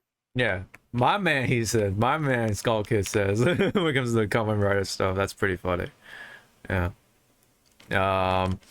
So anyway, I definitely see the value it brings, right? Like, I'm not like it's not my thing, right? It's overall it wasn't my thing, my cup of tea, but I see the value that it brings, right? It's bringing more attention to the Netflix audience. Yeah. It's exposing the One Piece name to more people. So I think overall it's a W for me because One Piece is still my number one anime / manga series of all time, like favorite or whatever, right?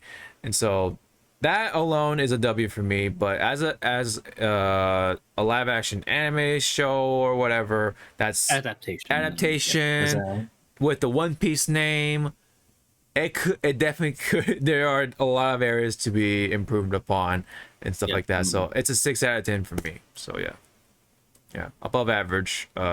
Considering like all the respect that it has been given in comparison to a lot of the other live action stuff, like certain ones. yes, Cowboy Bebop, Last Airbender. Like I've seen shit, you know, when it comes to that stuff.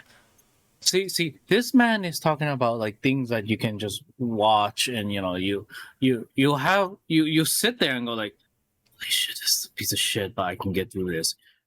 This man did not go through the horror called Dragon Ball Z or Dragon Ball. I've never watched Dragon Ball Evolution. I don't want to. I've seen the clips. It's enough for me, man. See, right now, Hawk is Simon going like, that's a no. That's a no from me. That's a no from me. Absolutely, absolutely. So yeah, I mean, for both of us as One Piece fans, it's what, a breath of fresh air. In a way, yeah. In a way, to gain new viewers, new curious viewers to come. Yes. To come watch this. Yes.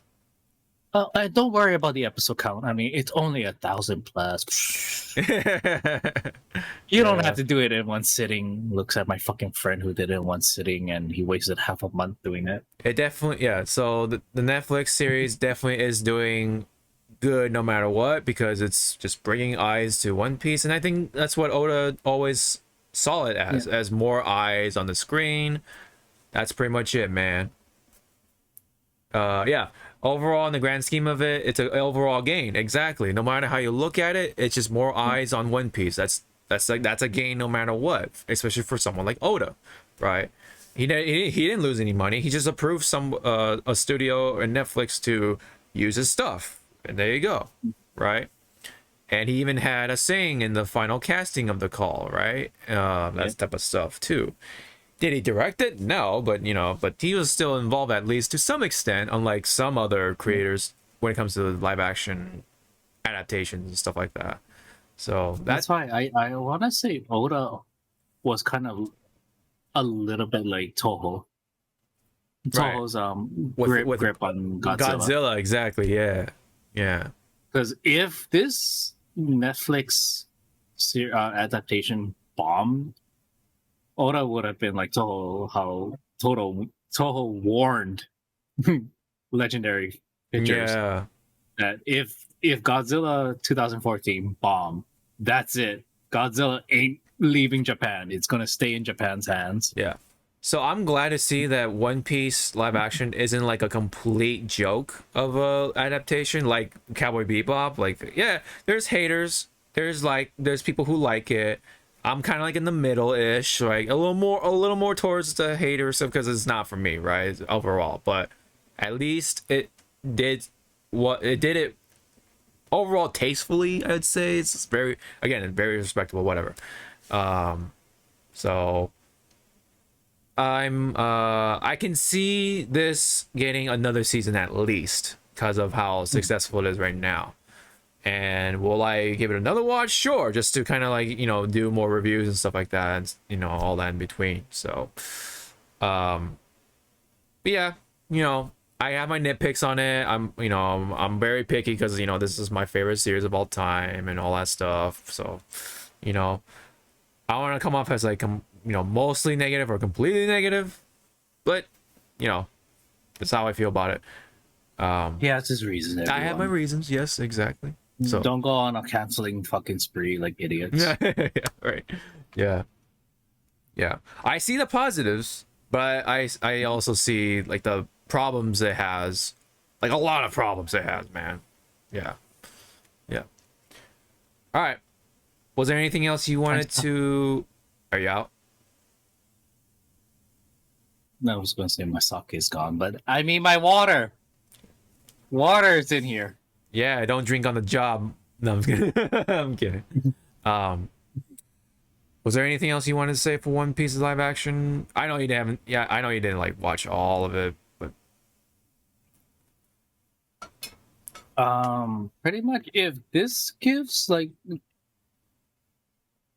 a what's the word I'm looking for? Like a sense of like not relief, but like a sense of like, maybe we should try. Yeah. Uh I want another anime to try get a crack at the live action, but with this, much effort put into it. Yeah, yeah. Which anime I have no idea. Yeah. In the back of my mind, it's saying Spy Family. Okay. Yeah. Yeah. But yeah. then the newcomers will just kind of like say, "Oh, it's Mr. and Mrs. Smith." It's like, well, you're kind of right, you're kind of wrong. Right. And plus a little girl. Pretty much. And a dog at some point. I haven't watched Spy Family yet, but I kind of want to watch Spy Family, just to give it a try. But yeah. Yeah. Well, fuck it. Make a live action Keijo and see how much people are Oh gonna be my like, god. Oh my god. That's like a night of like, oh man, you gotta watch it with the guys with alcohol and just have a fun time with it. Oh my god. It was kind of like that already with the anime, but my god. The live action version. Yeah, a live action, and you actually see the fights. Yes. And the fighting attacks. It's like how did this get off of him? Like the writing phase. What was the Gate of Babylon called again? Was it the Gate of like Bootylon or something like that? Like something. But along or But something. along, I don't know, man. All those like what was it? And then she kept like fucking grabbing it like every butt I touch. Yes. Has my has their powers are now mine. So I was like, yeah. I was like that's not how it works, but okay. And then Shoryukens, remember that? Shoryukens with the boobies. Oh my god. Yeah, because don't forget, Keijo's not just about ass. It's all about it's also about the tatas. I forgot the girl's name, but her, I guess Oki was her ass was a fucking hungry wolf, and I was like, oh my god. And all you see her is getting dragged by a fucking Oh wolf. my god. I'm like, that show is so ridiculous, man. I loved it though. Too bad there was something going on with the creator and the publisher, and just like it's over, man. It sucks. That's a shame. fuck it, live action. Get the same crew or cast that they use for the stage show. Oh. Yu Hakusho. Oh yeah. Oh man, see that's the thing, right? Because let me say this. Let me say this too about One Piece, right? Is it breaking the curse, right? And I will say this, right? It's not exactly doing that because you need to have. Yeah, it's like the one stepping stone, right? But if you don't have other stepping stones to step on, it's like, what's the point? There's no path. It's like it finally, this adaptation, from what I'm seeing, it finally made a fucking crack in that wall. Something like a scratch or a crack or something, right? Yeah, there's a crack now in this damn curse wall. Yeah. But I mean, again, Rurouni Kenshin's already on the other side of the wall, and it's probably that fucker that made the wall going like, hey, hey, come on, yeah, it's easy. Yeah, because like if if Yu Yu Hakusho is like shit, it's like we're back to square one, kind of like it's just kind of like So that's why I say it's not breaking the curse. It's kind of like just like the one possible stepping stone. But like if everything else is shit still, what's the point? You're not gonna step on that stone, man. You're walking on nothing essentially. There's no path for you to go to. So there's no point. So you gotta have more good live action animes for it to be a curse broken. You see what I'm saying? So you gotta have, because the bar is still too low. You gotta raise up the bar to be like, oh yeah, the curse is broken, type of thing. Because I see people saying like, oh, One Piece is breaking the curse, which I kind of understand. I get it, but the bar is so low right now. of course it's gonna be better than like Cowboy Bebop and Full Metal Alchemist, and then what was it, Death Note, and like so on and so forth. Hey. Willem Dafoe as Ryuk was a treat. Right. I bet you Willem Dafoe fucking did that role for free. Because he was just like drunk off his ass going like, you know, I don't have to do anything. Marvel ain't calling me right now. Yeah. So it's it's definitely more on the positive side for the most part as a whole, but I want to see more anime adaptations be good too, in order for me to be like, oh yeah, the curse is broken or whatever. Because again, if Yu Yu Hakusho and others future stuff is shit, then how is that a broken curse? You know what I mean? That just makes One Piece the exception, right, of the situation. You know, so that's pretty much all I'm gonna say, and I'll leave it at that. If you're good, then I guess we'll wrap it up on that. So, I guess the final thing I'll say, one anime I do not want them to touch with the live action hammer. Because it's very deep, dear to my heart. Don't you ever fucking try to live action Digimon. I will fucking kill you guys. Like, I will literally kill you guys. I don't care if the Thai that you pick actually looks like Thai, acts like Thai, plays soccer. No, don't touch it. Okay, that's I will fair. fight and bite you. You know, there's rumors, right? Just like One Piece was started as rumors, right? Live action of Pokemon. We already have. It was Detective Pikachu. Oh no, I mean like I think it's like a Netflix thing. I forget. I don't know. but yes. We've had Detective Pikachu. Yes. But if it's like the live action away from how realistic the Pokemon look, then you know that comes into question, because I enjoyed how realistic they looked. It was interesting. Yeah. Although Mewtwo is like kind of uncanny valley for me, but yeah. Yeah, with the teeth. Yeah. Yeah. The Pokemon that was very unsettling in that movie was fucking Diddle. I kind of like how, see, that's funny, right? I kind of like how we had Sonic the Hedgehog, right? We have Detective Pikachu. You know, I mean, I guess it's because they're video game adaptations, right? Or adaptations from video games. I love how they're saying like, "Oh, One Piece is bringing the curse," right? But I guess that's within the anime realm. Yeah, anime realm. But for video games, they kind of gained the leg up. Yeah. The video game live action adaptations are. Speaking of video games, we're supposed to be getting Borderlands soon. Oh, you're right. Yeah. With I believe Kevin Hart. Claptrap. He's Roland. Oh, Roland. Who's Claptrap? I forget. No, he's Jack. Is it Jack Black? No, it's not Jack. Oh, Is it? I don't know. I don't know, man. All I know is that Kevin Hart is Roland for some reason. There could have been like better choices for Roland, but all right, whatever. All right. I was gonna say also. Who's Lilith? I forget who Lilith was or is. Excuse me. Whatever. Anyway, but sorry, just brought up into my mind, if they do well with One Piece and stuff, and we get to Chopper here,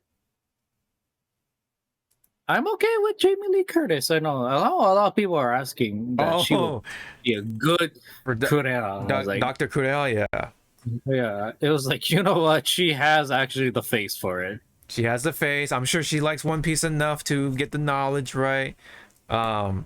Yeah, I think just she like can pull how it off. she loves playing Cammy in Street Fighter. Mm-hmm. God bless. I'm sure she can. Yeah, I'm sure she can pull off a sassy old woman, right? So that's it shouldn't be that tough, right?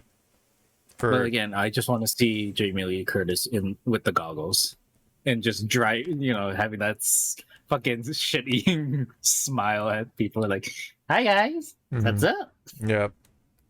Yep. That would be pretty interesting. Yeah, and I guess if the season continues, we'll get more Ian McShane as a narrator. That's so weird. That's so weird, but okay, that's pretty cool. Yeah. I know. Like, I'm sorry. When he started to speak, I was like, "Did we put on John Wick?" Yeah.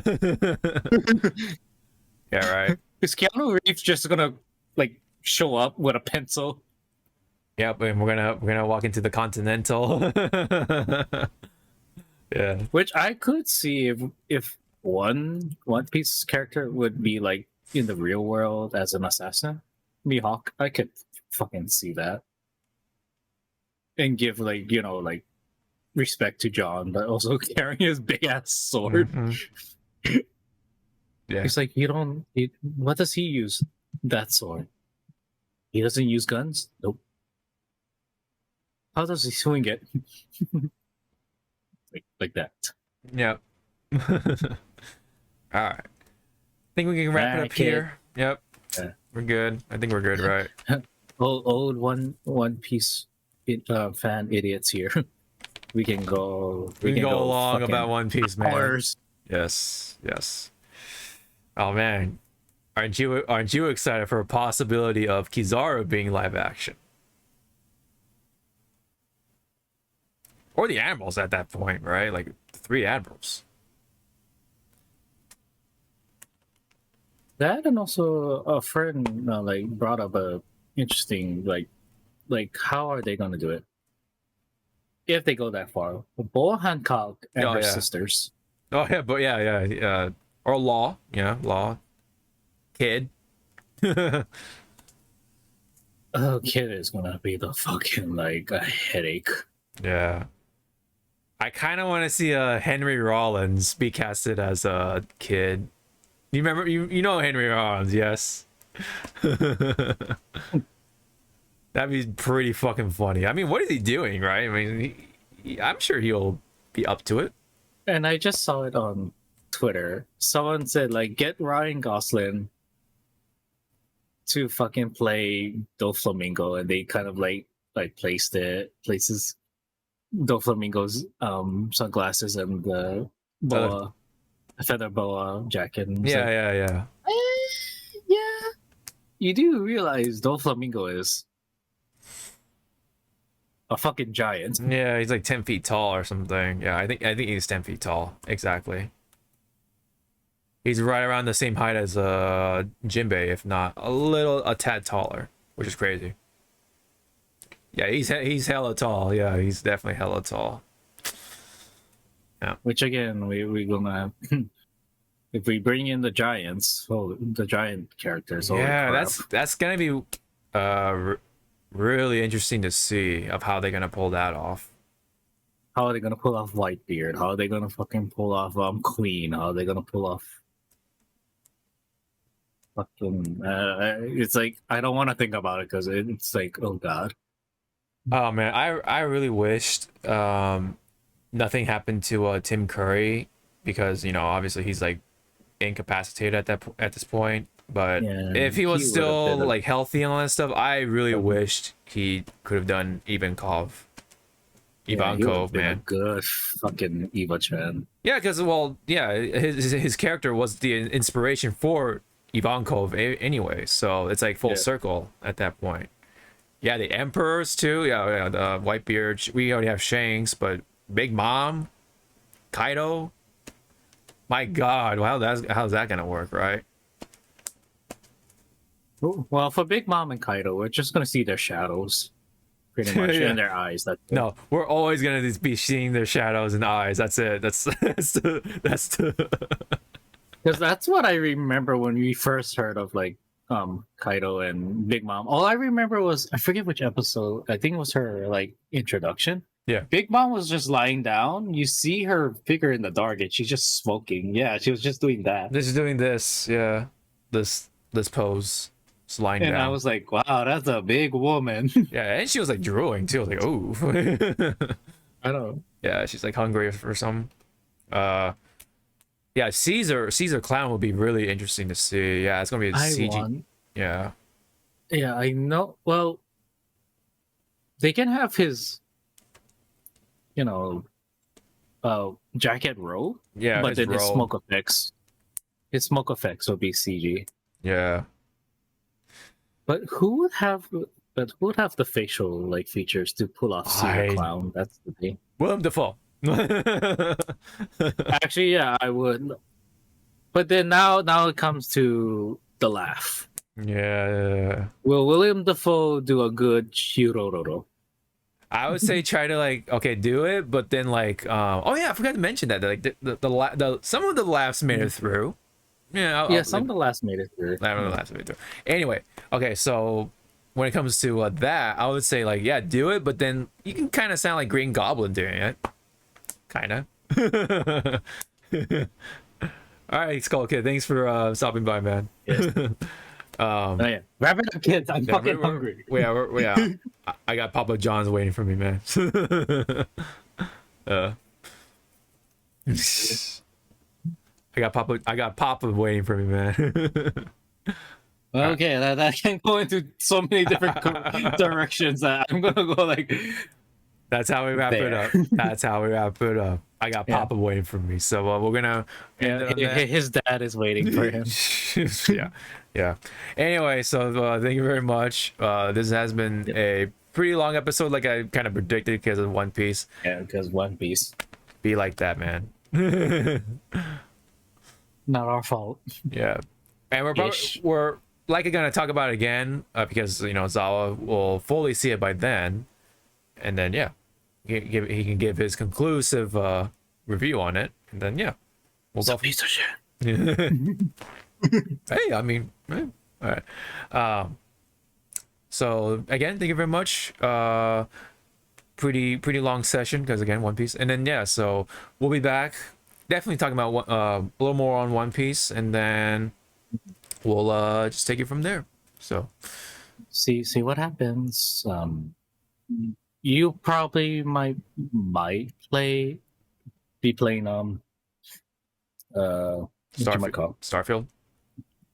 Starfield or Mortal Kombat in due time. Yeah. Like long before me, because again, I already said that I'm finishing up Baldur's Gate, and then Baldur's Gate. I want that rest period before Spider-Man 2. Right. Yeah. Which, for some damn reason, 92 gigs is gonna be taken over from that fucking game. I didn't know I signed up to play a fucking Call of Duty game on base download. For Spider-Man? Yeah. Oh, I mean, It's gonna be 92 gigs. seeing, I imagine that being a big game, so yeah, that's pretty appropriate. But Call of Duty, 125 gigs, like, bro, Yeah. That's why I said base download, and then you add all the other shit that they don't know how to DLCs, fucking compress. yes. Which I still fucking like. How long have you been in this game, Call of Duty, and you still don't know how to fucking shrink your fucking shit? All right, time to shrink down. Bye bye. Shrink down or expand, Yep. like Luffy. Oh yeah, you're right.